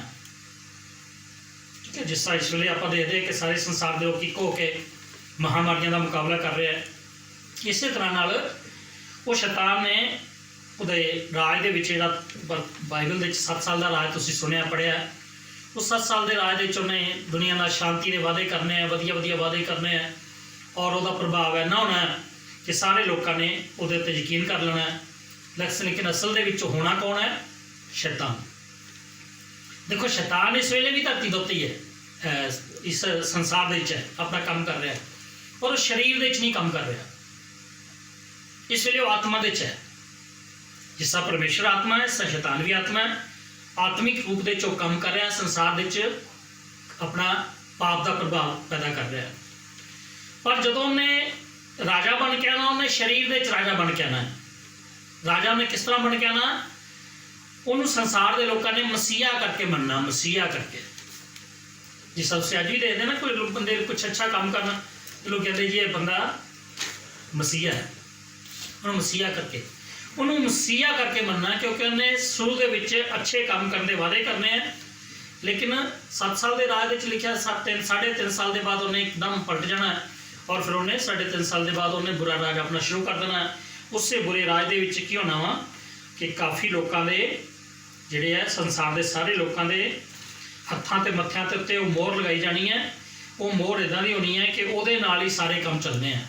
ਉਸ ਤੋਂ ਬਗੈਰ ਨਹੀਂ ਕੋਈ ਕੰਮ ਚੱਲੇਗਾ, ਉਸ ਤੋਂ ਬਗੈਰ ਕੋਈ ਲੈਣ ਦੇਣ ਨਹੀਂ ਕਰ ਸਕੇਗਾ, ਉਸ ਤੋਂ ਬਗੈਰ ਤੁਹਾਨੂੰ ਕੋਈ ਸਕੀਮਾਂ ਦਾ ਫਾਇਦਾ ਨਹੀਂ ਮਿਲੇਗਾ। ਉਹ ਸਾਰੀਆਂ ਚੀਜ਼ਾਂ ਜਿਹੜੀਆਂ ਨੇ ਉਸ ਮੋਹਰ ਦੇ ਨਾਲ ਚੱਲਣਗੀਆਂ। ਉਹ ਮੋਹਰ ਲਵਾਉਣੀ ਜਿਹੜੀ ਕੰਪਲਸਰੀ ਹੋ ਜਾਏਗੀ।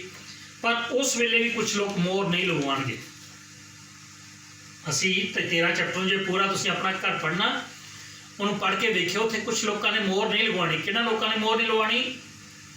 ਜਿਹੜੇ ਅੱਧੇ ਅਧੂਰੇ ਵਿਸ਼ਵਾਸੀ ਇਸ ਧਰਤੀ ਤੇ ਰਹਿ ਜਾਣੇ ਆ, ਜਿਨ੍ਹਾਂ ਨੇ ਬਾਣੀ ਤੇ ਸੁਣੀ ਦੀ ਹੈ ਕਿ 666 ਦਾ ਰਾਜ ਆਉਣ ਵਾਲਾ ਹੈ, ਉਸ ਰਾਜਾ ਨੇ ਆ ਕੇ 666 ਦੀ ਮੋਹਰ ਲਗਾਉਣੀ ਹੈ, ਲੇਕਿਨ ਉਹਨਾਂ ਨੇ ਪਵਿੱਤਰਤਾ ਦਾ ਜੀਵਨ ਜੀ ਕੇ ਸ਼ੈਤਾਨ ਦੇ ਉੱਤੇ, ਸੰਸਾਰ ਦੇ ਉੱਤੇ ਫਤਿਹ ਨਹੀਂ ਪਾਈ। ਉਹ ਕਲੀਸਿਆ 'ਚ ਨਹੀਂ ਉਠਾਏ ਜਾਣੇ, ਧਰਤੀ ਤੇ ਰਹਿ ਜਾਣੇ ਆ। ਤੇ ਜਦੋਂ ਇਹ ਮੌਕਾ ਆਉਣਾ ਹੈ ਮੋਹਰਾਂ ਲਾਉਣ ਦਾ, ਉਸ ਵੇਲੇ ਉਹਨਾਂ ਨੂੰ ਯਾਦ ਆਉਣੀਆਂ ਨੇ ਬਾਈਬਲ ਦੀਆਂ ਗੱਲਾਂ, ਤੇ ਉਸ ਵੇਲੇ ਉਹਨਾਂ ਨੇ ਕਹਿਣਾ ਵੀ ਅੱਜ ਵੀ ਆਪਾਂ ਇਹ ਜਿਹੜਾ ਸ਼ੈਤਾਨ ਦਾ ਕੰਮ ਨਹੀਂ ਕਰਨਾ, ਉਹਨੇ ਸ਼ੈਤਾਨ ਨੂੰ ਇਨਕਾਰ ਕਰ ਦੇਣਾ। ਉਸ ਵੇਲੇ ਉਹਨਾਂ ਲੋਕਾਂ ਨੂੰ ਕਤਲ ਕੀਤਾ ਜਾਣਾ, ਉਹ ਲੋਕ ਵੱਢੇ ਜਾਣੇ ਆ।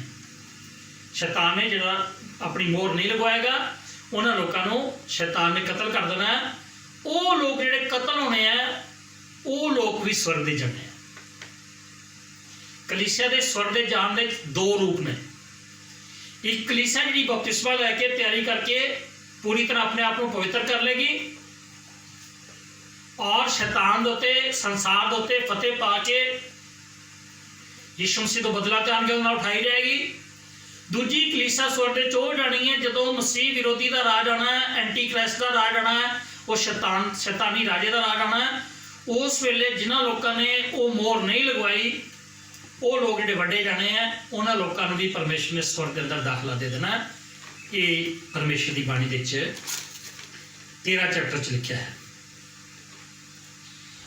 ਇਹ ਜਿਹੜਾ ਸ਼ੈਤਾਨ ਦਾ ਰਾਜ 13 ਚੈਪਟਰ ਅਸੀਂ ਪੜ੍ਹਿਆ, ਇਹ ਸਰੀਰ ਦੇ ਸ਼ੈਤਾਨ ਪ੍ਰਗਟ ਹੋਏਗਾ, ਇੱਕ ਇਨਸਾਨ ਬਣ ਕੇ ਆਏਗਾ ਔਰ ਇਨਸਾਨ ਬਣ ਕੇ ਉਹਦਾ ਰਾਜ ਸ਼ੁਰੂ ਹੋਏਗਾ।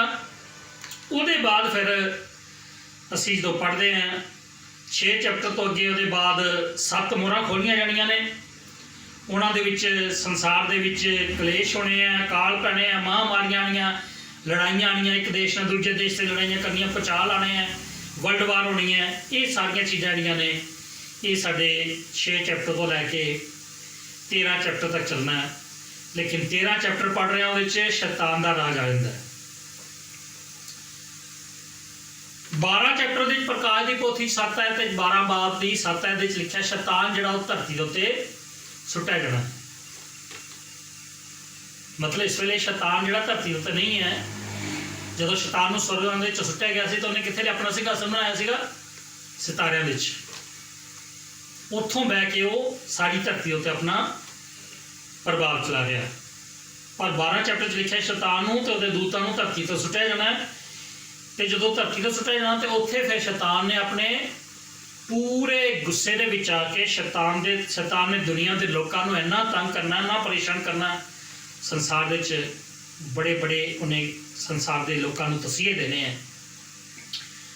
ਇਸ ਤੋਂ ਬਾਅਦ ਅਸੀਂ ਦੇਖਦੇ ਹਾਂ ਕਿ ਸ਼ੈਤਾਨ ਦਾ ਐਂਡ ਕਦੋਂ ਨਾ ਹੈ? ਜਦੋਂ ਅਸੀਂ ਪ੍ਰਕਾਸ਼ ਦੀ ਪੋਥੀ 14 ਚੈਪਟਰ ਨੂੰ ਪੜ੍ਹਦੇ ਹਾਂ। 13 ਚੈਪਟਰ ਖਤਮ ਹੋ ਜਾਂਦਾ, 14 ਚੈਪਟਰ ਨੂੰ ਅਸੀਂ ਪੜ੍ਹਦੇ ਹਾਂ। ਉਹਦੀ ਪਹਿਲੀ ਵਿੱਚ ਲਿਖਿਆ ਹੈ ਕਿ ਉੱਥੇ ਪ੍ਰਭੂ ਯਿਸੂ ਮਸੀਹ ਆ ਕੇ ਸਿਯੋਨ ਪਹਾੜ ਤੇ ਖੜੇ ਹੁੰਦੇ ਆ।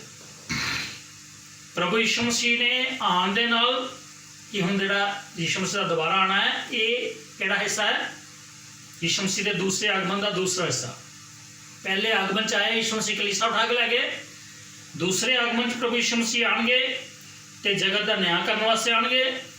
ਉਸ ਵੇਲੇ ਕੀ ਹੋਏਗਾ ਕਿ ਸ਼ੈਤਾਨ ਨੂੰ ਫੜ ਕੇ ਤੇ 1000 ਸਾਲ ਦੇ ਵਾਸਤੇ ਨਰਕ ਦੇ ਵਿੱਚ ਕੈਦ ਕਰ ਦਿੱਤਾ ਜਾਏਗਾ। ਪਰਮੇਸ਼ਰ ਦੀ ਬਾਣੀ 'ਚ ਲਿਖਿਆ ਉਹਦੇ ਬਾਅਦ 1000 ਸਾਲ ਦਾ ਰਾਜ ਆਏਗਾ, ਜਿੱਥੇ ਪਰਮੇਸ਼ਰ ਦੇ ਲੋਕ, ਵਿਸ਼ਵਾਸ ਸੰਗਤ ਦੇ ਲੋਕ, ਵਿਸ਼ਵਾਸੀ ਲੋਕ, ਪਰਮੇਸ਼ਰ ਦੇ ਸੰਤ 1000 ਸਾਲ ਤੱਕ ਸੰਸਾਰ ਦੇ ਲੋਕਾਂ ਦਾ ਨਿਆਂ ਕਰਨਗੇ। ਸੰਸਾਰ ਦੇ ਲੋਕਾਂ ਦੀ ਅਦਾਲਤ ਹੋਏਗੀ। ਉਹਦੇ ਬਾਅਦ ਅਸੀਂ ਪਰਮੇਸ਼ਰ ਦੀ ਬਾਣੀ ਜਦੋਂ ਪੜ੍ਹਦੇ ਹਾਂ ਤਾਂ ਪਰਮੇਸ਼ਰ ਦੀ ਬਾਣੀ 'ਚ ਸਾਨੂੰ ਪਤਾ ਲੱਗਦਾ ਹੈ ਕਿ 15 ਚੈਪਟਰ ਦੇ ਵਿੱਚ ਅਸੀਂ ਜਿਹੜੀ ਕਲੀਸਿਆ ਪੜ੍ਹਦੇ ਹਾਂ, ਜਿਹੜੀ ਲੋਕਾਂ ਨੇ ਮੋਹਰ ਨਹੀਂ ਲਗਾਈ ਸੀ, 15 ਚੈਪਟਰ ਦੇ ਸਾਨੂੰ ਕਲੀਸਿਆ ਦਾ ਵਰਣਨ ਮਿਲਦਾ ਹੈ। 16 ਚੈਪਟਰ ਦੇ ਸਾਨੂੰ 7 ਕਟੋਰੇ ਮਿਲਦੇ ਆ, ਪਰਮੇਸ਼ਰ ਦੇ ਕ੍ਰੋਧ ਦੇ ਕਟੋਰੇ, ਜਿਹਦੇ 'ਚ ਸੰਸਾਰ ਦੇ ਵਿੱਚ ਬੜਾ ਵੱਡਾ ਮਹਾਂਕਲੇਸ਼ ਹੋਏਗਾ। ਉਸ ਮਹਾਂਕਲੇਸ਼ ਦੇ ਬਾਅਦ ਜਿਹੜਾ ਪਾਪੀ ਜਗਤ ਹੈ, ਪਾਪੀ ਸੰਸਾਰ ਹੈ, ਇਹ ਸ੍ਰਿਸ਼ਟੀ ਹੈ, ਇਹਨੂੰ ਪਰਮੇਸ਼ਰ ਜਿਹੜਾ ਵਾ ਪੂਰੀ ਤਰ੍ਹਾਂ ਨਾਲ ਖਤਮ ਕਰ ਦੇਣਗੇ। ਇਹਦੀ ਜਗ੍ਹਾ ਨਵੀਂ ਸ੍ਰਿਸ਼ਟੀ ਬਣੇਗੀ। ਪ੍ਰਕਾਸ਼ ਦੀ ਪੋਥੀ 20 ਬਾਬ ਦੇ ਵਿੱਚ ਉੱਥੇ ਸ਼ੈਤਾਨ ਨੂੰ ਨਰਕਾਂ ਦੀ ਅੱਗ ਦੇ ਵਿੱਚ ਪੱਕੇ ਤੌਰ ਤੇ ਪਾਤਾ ਜਾਏਗਾ। शैतान तो ਉਹਦੇ ਦੂਤ ਜਿਹੜੇ ਨੇ ਨਰਕਾਂ ਦੀ ਅੱਗ 'ਚ ਪਾ ਦਿੱਤੇ ਜਾਣਗੇ ਤੇ ਜਿਹੜੇ ਪਾਪ ਕਰਨ ਵਾਲੇ ਲੋਕ ਨੇ ਉਹਨਾਂ ਨੂੰ ਵੀ ਨਰਕਾਂ ਦੀ ਅੱਗ 'ਚ ਪਾ ਦਿੱਤਾ ਜਾਏਗਾ ਨਿਆਂ ਦੇ ਬਾਅਦ। ਤੇ ਫਿਰ ਅਸੀਂ ਪ੍ਰਕਾਸ਼ ਦੀ ਪੋਥੀ 21 ਚੈਪਟਰ ਨੂੰ ਪੜ੍ਹਦੇ ਹਾਂ ਤਾਂ ਉੱਥੇ ਲਿਖਿਆ ਕਿ ਨਵੀਂ ਧਰਤੀ ਬਣੇਗੀ, ਨਵਾਂ ਆਕਾਸ਼ ਬਣੇਗਾ। ਉਹ ਨਵੀਂ ਧਰਤੀ ਤੇ ਨਵਾਂ ਆਕਾਸ਼ ਜਿਹੜਾ ਹੈ ਉੱਥੇ ਪਰਮੇਸ਼ਰ ਦੇ ਲੋਕ ਜਿਹੜੇ ਵਿਸ਼ਵਾਸੀ ਲੋਕ ਨੇ ਸਦਾ ਸਦਾ ਪਰਮੇਸ਼ਰ ਦੇ ਨਾਲ ਰਹਿ ਕੇ ਯੁੱਗਾਂ ਯੁੱਗਾਂ ਤੱਕ ਰਾਜ ਕਰਨਗੇ। ਜਿਹੜੇ ਰਾਜ ਦੇ ਬਾਰੇ ਦਾਨੀਏਲ ਨਬੀ ਦੀ ਕਿਤਾਬ ਦੇ ਵਿੱਚ ਲਿਖਿਆ ਹੈ, ਦਾਨੀਏਲ ਨਬੀ 7 ਚੈਪਟਰ ਦੀ 25 'ਚ ਜਿਹੜਾ ਲਿਖਿਆ ਹੈ ਕਿ ਪਰਮੇਸ਼ਰ ਦੇ ਲੋਕ ਜਿਹੜੇ ਨੇ ਯੁੱਗਾਂ ਯੁੱਗਾਂ ਤੱਕ ਉੱਥੇ ਰਾਜ ਕਰਨਗੇ। ਉਹ ਰਾਜ ਦਾ ਕਦੀ ਅੰਤ ਨਹੀਂ ਹੋਏਗਾ। ਪ੍ਰਭੂ ਯਿਸੂ ਮਸੀਹ ਤੇ ਪ੍ਰਭੂ ਯਿਸੂ ਮਸੀਹ ਦੇ ਪਿਆਰੇ ਲੋਕ ਜਿਹੜੇ ਨੇ ਉਹਦੀ ਬੰਦਗੀ ਕਰਨ ਵਾਲੇ ਲੋਕ ਜਿਹੜੇ ਮੁਕਤੀ ਪ੍ਰਾਪਤ ਲੋਕ ਜਿਹੜੇ ਨੇ ਉਹ ਹਮੇਸ਼ਾ ਹਮੇਸ਼ਾ ਵਾਸਤੇ ਉੱਥੇ ਸਵਰਗ ਦੇ ਵਿੱਚ ਰਾਜ ਕਰਨਗੇ। ਉਹ ਫਿਰ ਨਵੀਂ ਧਰਤੀ ਬਣ ਜਾਏਗੀ, ਨਵਾਂ ਆਕਾਸ਼ ਬਣ ਜਾਏਗਾ। ਪਾਪੀ ਲੋਕ ਤੇ ਸ਼ੈਤਾਨ ਨਰਕਾਂ ਵਿੱਚ ਪਾਤੇ ਜਾਣਗੇ, ਨਵੀਂ ਸ੍ਰਿਸ਼ਟੀ ਸ਼ੁਰੂ ਹੋਏਗੀ। ਇਹ ਸਾਰੀਆਂ ਗੱਲਾਂ ਜਿਹੜੀਆਂ ਯਹੋਨਾ ਨੂੰ ਦਿਖਾਈਆਂ ਗਈਆਂ ਪ੍ਰਭੂ ਯਿਸੂ ਮਸੀਹ ਦੇ ਆਪਣੇ ਦਾਸ ਨੂੰ ਕਿ ਮੇਰੀ ਕਲੀਸਿਆ ਨੂੰ ਖਬਰਦਾਰ ਕਰਦੇ ਕਿ ਕਿਹੜੀਆਂ ਕਿਹੜੀਆਂ ਹੋਣ ਵਾਲੀਆਂ ਗੱਲਾਂ ਨੇ। ਸੋ ਇਹ ਜਿਹੜੀਆਂ ਗੱਲਾਂ ਨੇ ਬਾਅਦ 'ਚ ਹੋਣੀਆਂ ਨੇ, ਪਰ ਤੁਸੀਂ ਜਿਹੜੀ ਤਿਆਰੀ ਕਰਨੀ ਹੈ ਉਹ ਤਿਆਰੀ ਕਰਨੀ ਹੈ ਕਿ ਕਿਸੇ ਵੀ ਘੜੀ ਹੁਣ ਆਕਾਸ਼ ਤੋਂ ਆਵਾਜ਼ ਆਉਣ ਵਾਲੀ ਹੈ। ਜਿਸ ਤਰ੍ਹਾਂ ਅਸੀਂ ਪ੍ਰਕਾਸ਼ ਦੀ ਪੋਥੀ 18 ਬਾਬ ਦੀ 4-5 ਅੱਜ ਪੜ੍ਹਿਆ ਕਿ ਆਕਾਸ਼ ਤੋਂ ਆਵਾਜ਼ ਆਏਗੀ, ਇਹ ਮੇਰੇ ਲੋਕੋ ਉੱਪਰ ਆ ਜਾਓ। ਤੁਸੀਂ ਹੁਣ ਉਸ ਪਾਸੇ ਨੂੰ ਧਿਆਨ ਕਰੋ। ਤੁਹਾਡੇ ਆਲੇ ਦੁਆਲੇ ਕੀ ਗੱਲਾਂ ਹੋਣ ਡੀਆਂ, ਕੀ ਘਟਨਾਵਾਂ ਹੋਣ ਡੀਆਂ, ਭੁਚਾਲ ਹੋਣ ਡੀਆਂ, ਮਹਾਂਮਾਰੀਆਂ ਹੋਣ ਡੀਆਂ ਦੀਆਂ, ਅਕਾਲ ਪੈਣ ਦੇ ਨੇ, ਲੜਾਈਆਂ ਦੀ ਤਿਆਰੀ ਹੋਣ ਦੀ ਹੈ। ਤੁਸੀਂ ਇਹਨਾਂ ਗੱਲਾਂ ਵੱਲ ਨਾ ਧਿਆਨ ਦਿਓ। ਦੇਖੋ ਇਹਨਾਂ ਦਿਨਾਂ ਵਿੱਚ ਅੱਜ ਬੰਦ ਨਹੀਂ ਕਰ ਰਹੇ ਤੇ ਵੱਧ ਤੋਂ ਵੱਧ ਤੁਸੀਂ ਆਪਣੇ ਟੀਵੀ ਵਿੱਚ ਖਬਰਾਂ ਸੁਣਨ 'ਤੇ ਟਾਈਮ ਬਿਤਾ ਰਹੇ ਹੈ, ਵੱਧ ਤੋਂ ਵੱਧ ਟਾਈਮ ਤੁਸੀਂ ਸੋਸ਼ਲ ਮੀਡੀਆ 'ਤੇ ਬਿਤਾ ਰਹੇ ਹੈ, ਤਾਂ ਸਾਰੇ ਪਾਸਿਓਂ ਤੁਹਾਨੂੰ ਡਰ ਦੀਆਂ ਖਬਰਾਂ ਸੁਣਨ ਵਾਸਤੇ ਮਿਲਦੀਆਂ। ਪਰ ਪ੍ਰਭੂ ਯਿਸੂ ਮਸੀਹ ਨੇ ਪਹਿਲੇ ਕਿਹਾ ਵਾ ਕਿ ਤੁਸੀਂ ਇਹਨਾਂ ਚੀਜ਼ਾਂ ਤੋਂ ਡਰਨਾ ਨਹੀਂ, ਘਬਰਾਉਣਾ ਨਹੀਂ। ਇਹ ਚੀਜ਼ਾਂ ਪੀੜਾਂ ਦਾ ਆਰੰਭ ਹੈ। ਤੁਸੀਂ ਕਿਸ ਗੱਲ ਵੱਲ ਧਿਆਨ ਦੇਣਾ? ਤੁਸੀਂ ਪਰਮੇਸ਼ਰ ਦੀ ਬਾਣੀ ਵੱਲ ਧਿਆਨ ਦੇਣਾ ਕਿ ਪਰਮੇਸ਼ਰ ਦੀ ਬਾਣੀ ਜਿਹੜੀ ਹੈ ਉਹ ਵਿਸ਼ਵਾਸ ਸੰਗਤ ਨੂੰ ਕੀ ਹਦਾਇਤ ਕਰ ਰਹੀ ਹੈ। ਪਰਮੇਸ਼ਰ ਦੀ ਬਾਣੀ ਇਹ ਹਦਾਇਤ ਕਰ ਰਹੀ ਹੈ ਵਿਸ਼ਵਾਸ ਸੰਗਤ ਨੂੰ ਕਿ ਤੁਹਾਨੂੰ ਇਹ ਮੌਕਾ ਮਿਲ ਗਿਆ ਜੇ ਪ੍ਰਭੂ ਯਿਸੂ ਮਸੀਹ ਆਏ ਨਹੀਂ ਕਲੀਸਿਆ ਰਹਿਣ ਵਾਸਤੇ, ਜਿਸ ਦਿਨ ਆਉਣਗੇ ਜਿਹੜੇ ਲੋਕ ਪੂਰੀ ਤਰ੍ਹਾਂ ਪਵਿੱਤਰ ਹੋਣਗੇ, ਪੂਰੀ ਤਰ੍ਹਾਂ ਸ਼ੁੱਧ ਹੋਣਗੇ, ਸਿੱਧ ਹੋਣਗੇ, ਨਿਰਮਲ ਹੋਣਗੇ, ਉਹਨਾਂ ਲੋਕਾਂ ਨੂੰ ਪਰਮੇਸ਼ਰ ਨੇ ਆਕਾਸ਼ ਤੇ ਬਦਲਾਂ ਤੋਂ ਉਠਾ ਲੈਣਾ। ਅਜੇ ਪ੍ਰਭੂ ਯਿਸੂ ਮਸੀਹ ਆਏ ਨਹੀਂ, ਪਰ ਆਉਣ 'ਚ ਹੁਣ ਦੇਰ ਵੀ ਕੋਈ ਨਹੀਂ ਹੈ। ਇਹਨਾਂ ਦਿਨਾਂ ਦੇ ਵਿੱਚ ਆਪਣੇ ਜੀਵਨ ਦੀ ਜਾਂਚ ਕਰੋ, ਪਰਮੇਸ਼ਰ ਦੀ ਬਾਣੀ ਨਾਲ ਆਪਣਾ ਜੀਵਨ ਮਿਲਾਓ, ਦੇਖੋ ਕਿ ਕਿਹੜੀ ਚੀਜ਼ ਦੇ ਤੁਹਾਡੇ ਜੀਵਨ ਦੇ ਵਿੱਚ ਕਮੀ ਰਹਿ ਗਈ ਹੈ, ਕਿਹੜੀ ਗਲਤੀ ਤੁਹਾਡੇ ਕੋਲ ਹੋਈ ਹੈ, ਉਹਨਾਂ ਗਲਤੀਆਂ ਨੂੰ ਸੁਧਾਰੋ ਔਰ ਪੂਰੀ ਤਰ੍ਹਾਂ ਨਾਲ ਪ੍ਰਭੂ ਯਿਸੂ ਮਸੀਹ ਦੇ ਆਗਮਨ ਦੇ ਵਾਸਤੇ ਆਪਣੇ ਆਪ ਨੂੰ ਤਿਆਰ ਕਰੋ। ਕਿਸੇ ਵੀ ਘੜੀ, ਮੈਂ ਤੁਹਾਨੂੰ ਦੱਸਿਆ ਹੁਣ ਕੋਈ ਸਾਲਾਂ ਵਾਲੀ ਗੱਲ ਨਹੀਂ, ਮਹੀਨਿਆਂ ਵਾਲੀ ਗੱਲ ਨਹੀਂ, ਹੁਣ ਦਿਨਾਂ ਵਾਲੀ ਗੱਲ ਹੈ। ਇਹ ਵੀ ਹੋ ਸਕਦਾ ਕਿ ਇਹ ਵੀਡੀਓ ਤੁਸੀਂ ਪੂਰਾ ਸੁਣ ਵੀ ਨਾ ਪਾਓ, ਪ੍ਰਭੂ ਯਿਸੂ ਮਸੀਹ ਦੀ ਆਵਾਜ਼ ਆ ਜਾਏ। ਇਹ ਵੀ ਹੋ ਸਕਦਾ। ਇਹ ਵੀ ਹੋ ਸਕਦਾ ਕਿ ਮੇਰਾ ਵੀਡੀਓ ਤੁਹਾਡੇ ਤੱਕ ਪਹੁੰਚ ਹੀ ਨਾ ਪਾਵੇ, ਉਸ ਤੋਂ ਪਹਿਲੇ ਹੀ ਆਕਾਸ਼ ਤੋਂ ਕਲੀਸਿਆ ਨੂੰ ਆਵਾਜ਼ ਆ ਜਾਏ, ਮੇਰੇ ਲੋਕੋ ਉੱਪਰ ਆ ਜਾਓ, ਔਰ ਸਾਨੂੰ ਜਾਣਾ ਪਵੇ। ਉਸ ਵੇਲੇ ਕਿਉਂ ਨਾ ਵਾ ਜਿਹੜੇ ਲੋਕ ਪੂਰੀ ਤਰ੍ਹਾਂ ਤਿਆਰ ਨੇ, ਜਿਹੜੇ ਕਲੀਸਿਆ ਤਿਆਰ ਹੈ, ਉਹ ਲੋਕ ਬਦਲਾਂ ਦੇ ਚਲੇ ਜਾਏਗੀ। ਤੁਸੀਂ ਹੁਣ ਅਖਬਾਰਾਂ ਦੀਆਂ ਖਬਰਾਂ, ਟੀਵੀ ਦੀਆਂ ਖਬਰਾਂ, ਸੋਸ਼ਲ ਮੀਡੀਆ ਦੀਆਂ ਖਬਰਾਂ, ਇਹਨਾਂ ਵੱਲ ਧਿਆਨ ਨਾ ਕਰੋ। ਇਹ ਗੱਲਾਂ ਪ੍ਰਭੂ ਯਿਸੂ ਮਸੀਹ ਨੇ ਕਿਹਾ ਹੋਣੀਆਂ ਨੇ, ਤੁਸੀਂ ਇਹਨਾਂ ਵੱਲ ਧਿਆਨ ਨਾ ਦਿਓ ਕਿ ਕੀ ਹੋ ਰਿਹਾ ਸਾਡੇ ਆਲੇ ਦੁਆਲੇ। ਤੁਸੀਂ ਇਸ ਗੱਲ ਵੱਲ ਧਿਆਨ ਦਿਓ ਕਿ ਇੱਕ ਬੜੀ ਵੱਡੀ ਘਟਨਾ ਹੋਣ ਵਾਲੀ ਹੈ, ਇੱਕ ਬੜੀ ਵੱਡੀ ਗੱਲ ਹੋਣ ਵਾਲੀ ਹੈ ਕਿ ਪ੍ਰਭੂ ਯਿਸੂ ਮਸੀਹ ਬਦਲਾ ਪਿਆਣਗੇ ਔਰ ਮੁਕਤੀ ਪ੍ਰਾਪਤ ਲੋਕਾਂ ਨੂੰ ਆਪਣੀ ਵਿਸ਼ਵਾਸ ਸੰਗਤ ਨੂੰ ਆਵਾਜ਼ ਦੇਣਗੇ, ਹੇ ਮੇਰੇ ਲੋਕੋ ਉੱਪਰ ਆ ਜਾਓ। ਔਰ ਜਦੋਂ ਆਵਾਜ਼ ਦੇਣਗੇ ਤਾਂ ਉਸ ਵੇਲੇ ਕੀ ਕਰਨਾ? ਆਪਾਂ ਸਾਰਿਆਂ ਨੇ ਪ੍ਰਭੂ ਯਿਸੂ ਮਸੀਹ ਨਾਲ ਸਵਰਗਾਂ ਦੇ ਜਾਣਾ ਹੈ। ਉੱਥੇ ਸਿੰਘਾਸਨ ਲੱਗੇ ਹੋਣੇ, ਉਹਨਾਂ ਸਿੰਘਾਸਨਾਂ 'ਤੇ ਬੈਠਣਾ, ਜਾ ਕੇ ਤੁਹਾਨੂੰ ਚਿੱਟੇ ਵਸਤਰ ਦਿੱਤੇ ਜਾਣੇ, ਚਿੱਟੇ ਕੱਪੜੇ ਦਿੱਤੇ ਜਾਣੇ ਹੈ, ਸਿਰ ਦੇ ਉੱਤੇ ਮੁਕਟ ਦਿੱਤਾ ਜਾਣਾ ਹੈ। ਇਹ ਮੁਕਟ ਤੁਹਾਡੇ ਇਨਾਮ ਦਾ ਪ੍ਰਤੀਫਲ ਹੈ। ਜਿਹੜੇ ਤੁਸੀਂ ਵਿਸ਼ਵਾਸ ਦੇ ਜੀਵਨ ਦੇ ਵਿੱਚ, ਵਿਸ਼ਵਾਸੀ ਜੀਵਨ ਦੇ ਵਿੱਚ ਦੁੱਖ ਝੱਲਿਆ ਹੈ, ਜਿਹੜੇ ਵਿਸ਼ਵਾਸੀ ਦੁੱਖ ਭੋਗ ਕੇ, ਕਸ਼ਟ ਭੋਗ ਕੇ, ਪਰਮੇਸ਼ਰ ਦੀ ਬੰਦਗੀ ਕਰਕੇ ਸਵਰਗਾਂ ਦੇ ਵਿੱਚ ਪਹੁੰਚਣਗੇ, ਉਹਨਾਂ ਨੂੰ ਇਨਾਮ ਦੇ ਤੌਰ ਦੇ ਉੱਤੇ ਮੁਕਟ ਦਿੱਤਾ ਜਾਣਾ ਹੈ। ਤੁਸੀਂ ਮੁਕਟ ਪਾ ਕੇ, ਸਫੇਦ ਵਸਤਰ ਪਾ ਕੇ ਸਵਰਗਾਂ ਦੇ ਵਿੱਚ ਬੈਠਣਾ ਹੈ। ਤੁਸੀਂ ਇਸ ਪਾਸੇ ਧਿਆਨ ਦਿਓ। ਜੋ ਤੁਹਾਡੇ ਆਲੇ ਦੁਆਲੇ ਘਟਨਾ ਹੋ ਰਹੀਆਂ, ਇਹਨਾਂ ਘਟਨਾਵਾਂ ਤੋਂ ਨਾ ਡਰਨ ਦੀ ਲੋੜ ਹੈ, ਨਾ ਘਬਰਾਉਣ ਦੀ ਲੋੜ ਹੈ। ਇਹ ਘਟਨਾ ਬਾਣੀ 'ਚ ਲਿਖੀਆਂ ਨੇ, ਪਰਮੇਸ਼ਰ ਦੀ ਬਾਣੀ 'ਚ ਦਰਜ ਨੇ, ਹੋਣੀਆਂ ਨੇ। ਔਰ ਇਸ ਤੋਂ ਵੀ ਵੱਡੀਆਂ ਜੇ ਘਟਨਾ ਹਜੇ ਪਰਮੇਸ਼ਰ ਦੀ ਬਾਣੀ 'ਚ ਹੋਣੀਆਂ ਨੇ। ਇਹਨਾਂ ਦਿਨਾਂ 'ਚ ਪੜ੍ਹ ਕੇ ਪ੍ਰਕਾਸ਼ ਦੀ ਪੋਥੀ ਦਾ ਧਿਆਨ ਕਰੋ। ਜਿਹੜੇ ਚੈਪਟਰ ਮੈਂ ਤੁਹਾਨੂੰ ਦੱਸਿਆ, ਜਿਸ ਤਰੀਕੇ ਨਾਲ ਦੱਸਿਆ, ਇਹ ਸਾਰੀਆਂ ਗੱਲਾਂ ਦਾ ਪੂਰਾ ਇਸ ਵੇਲੇ ਪੂਰੇ ਚੈਪਟਰ ਪੜ੍ਹਨ ਦਾ ਟਾਈਮ ਮੇਰੇ ਕੋਲ ਇੱਥੇ ਨਹੀਂ ਹੈ। ਤਾਂ ਤੁਸੀਂ ਆਪਣੇ ਆਪਣੇ ਘਰਾਂ ਦੇ ਵਿੱਚ ਆਪਣੀ ਬਾਈਬਲ ਖੋਲੋ, ਬਾਈਬਲ ਨੂੰ ਪੜ੍ਹੋ ਔਰ ਇਹਨਾਂ 'ਤੇ ਵਿਚਾਰ ਕਰੋ। ਜਿੰਨੀ ਦੇਰ ਤੱਕ ਸਰਕਾਰੀ ਮਨਜ਼ੂਰੀ ਨਹੀਂ ਮਿਲਦੀ ਚਰਚ ਖੋਲ੍ਹਣ ਦੀ, ਉਨੀ ਦੇਰ ਤੱਕ ਤੁਸੀਂ ਆਪਣੇ ਘਰਾਂ ਦੇ ਵਿੱਚ ਬਾਈਬਲ ਦਾ ਅਧਿਐਨ ਕਰੋ, ਪ੍ਰਾਰਥਨਾ ਕਰੋ, ਵਿਸ਼ਵਾਸ ਦੇ ਵਿੱਚ ਮਜ਼ਬੂਤ ਹੋਵੋ ਔਰ ਆਪਣੇ ਸੱਜਣਾ ਮਿੱਤਰਾਂ ਨੂੰ ਵਿਸ਼ਵਾਸ ਦੇ ਵਿੱਚ ਅੱਗੇ ਵਧਾਓ। ਉਹਨਾਂ ਨੂੰ ਵੀ ਸਵਰਗ ਰਾਜ ਵਾਸਤੇ ਤਿਆਰ ਕਰੋ, ਉਹਨਾਂ ਨੂੰ ਵਿਸ਼ਵਾਸ ਦੇ ਵਿੱਚ ਪੱਕਿਆਂ ਕਰੋ ਔਰ ਪੂਰੀ ਤਰ੍ਹਾਂ ਤਿਆਰੀ ਕਰੋ। ਕਿਸੇ ਵੀ ਘੜੀ, ਕਿਸੇ ਵੀ ਪਲ ਸਵਰਗਾਂ ਤੋਂ ਆਵਾਜ਼ ਆਉਣ ਵਾਲੀ ਹੈ, ਹੇ ਮੇਰੇ ਲੋਕੋ ਉੱਪਰ ਆ ਜਾਓ, ਮੇਰੀ ਪ੍ਰਜਾ ਉੱਪਰ ਆ ਜਾਓ। ਤੁਸੀਂ ਜਿਹੜੇ ਪਰਮੇਸ਼ਰ ਦੀ ਪ੍ਰਜਾ ਬਣ ਚੁੱਕੇ ਆ, ਪਰਮੇਸ਼ਰ ਦੇ ਲੋਕ ਬਣ ਚੁੱਕੇ ਆ, ਬੜੇ ਉਤਸ਼ਾਹ ਨਾਲ ਤੁਸੀਂ ਪ੍ਰਭੂ ਯਿਸੂ ਮਸੀਹ ਦੇ ਸਵਾਗਤ ਦੀ ਤਿਆਰੀ ਕਰੋ। ਰਾਜਿਆਂ ਦਾ ਰਾਜਾ, ਪ੍ਰਭੂਆਂ ਦਾ ਪ੍ਰਭੂ ਸਾਨੂੰ ਲੈਣ ਵਾਸਤੇ ਆ ਰਿਹਾ ਹੈ। ਅਸੀਂ ਉਹਦੇ ਸਵਾਗਤ ਦੀ ਤਿਆਰੀ 'ਚ ਲੱਗੀਏ। ਤਾਂ ਤੁਸੀਂ ਨਾ ਡਰਨਾ, ਨਾ ਘਬਰਾਣਾ। ਜੋ ਕੁਛ ਵੀ ਹੋ ਰਿਹਾ, ਇਹਨਾਂ ਗੱਲਾਂ ਤੋਂ ਘਬਰਾਣਾ ਨਹੀਂ, ਡਰਨਾ ਨਹੀਂ। ਬਿਲਕੁਲ ਸਵਾਗਤ ਦੀ ਤਿਆਰੀ ਕਰੋ। ਰਾਜਿਆਂ ਦਾ ਰਾਜਾ, ਪ੍ਰਭੂਆਂ ਦਾ ਪ੍ਰਭੂ, ਪ੍ਰਭੂ ਯਿਸੂ ਮਸੀਹ ਸਾਨੂੰ ਸਾਰਿਆਂ ਨੂੰ ਲੈਣ ਵਾਸਤੇ ਆ ਰਿਹਾ ਔਰ ਉਹਦੀ ਆਵਾਜ਼ ਦੀ ਵੱਲ ਧਿਆਨ ਕਰੋ। ਜਿਸ ਦਿਨ ਉਹਦੀ ਆਵਾਜ਼ ਆਉਂਦੀ ਹੈ, ਉਸ ਦਿਨ ਆਪਾਂ ਸਾਰਿਆਂ ਨੇ ਆਕਾਸ਼ ਦੇ ਬੱਦਲਾਂ 'ਤੇ ਜਾਣਾ। ਔਰ ਜੇ ਪ੍ਰਭੂ ਦੇ ਆਉਣ ਨੂੰ ਦੇਰ ਹੈ, ਫਿਰ ਤੇ ਆਪਾਂ ਜਦੋਂ ਚਰਚ ਖੁੱਲ੍ਹ ਜਾਣਗੇ, ਫਿਰ ਆਪਾਂ ਚਰਚ ਦੇ ਵਿੱਚ ਬੈਠਾਂਗੇ, ਬੰਦਗੀ ਕਰਾਂਗੇ, ਬਾਈਬਲ ਦੇ ਅਧਿਐਨ ਕਰਾਂਗੇ। ਜੇ ਪ੍ਰਭੂ ਯਿਸੂ ਮਸੀਹ ਦੇ ਆਉਣ ਨੂੰ ਦੇਰ ਹੈ ਤੇ ਜੇ ਉਸ ਤੋਂ ਪਹਿਲੇ ਪ੍ਰਭੂ ਯਿਸੂ ਮਸੀਹ ਆ ਗਏ, ਫਿਰ ਆਪਾਂ ਸਵਰਗਾਂ ਵਿੱਚ ਮਿਲਾਂਗੇ। ਸਭ ਨੂੰ ਜੈ ਮਸੀਹ।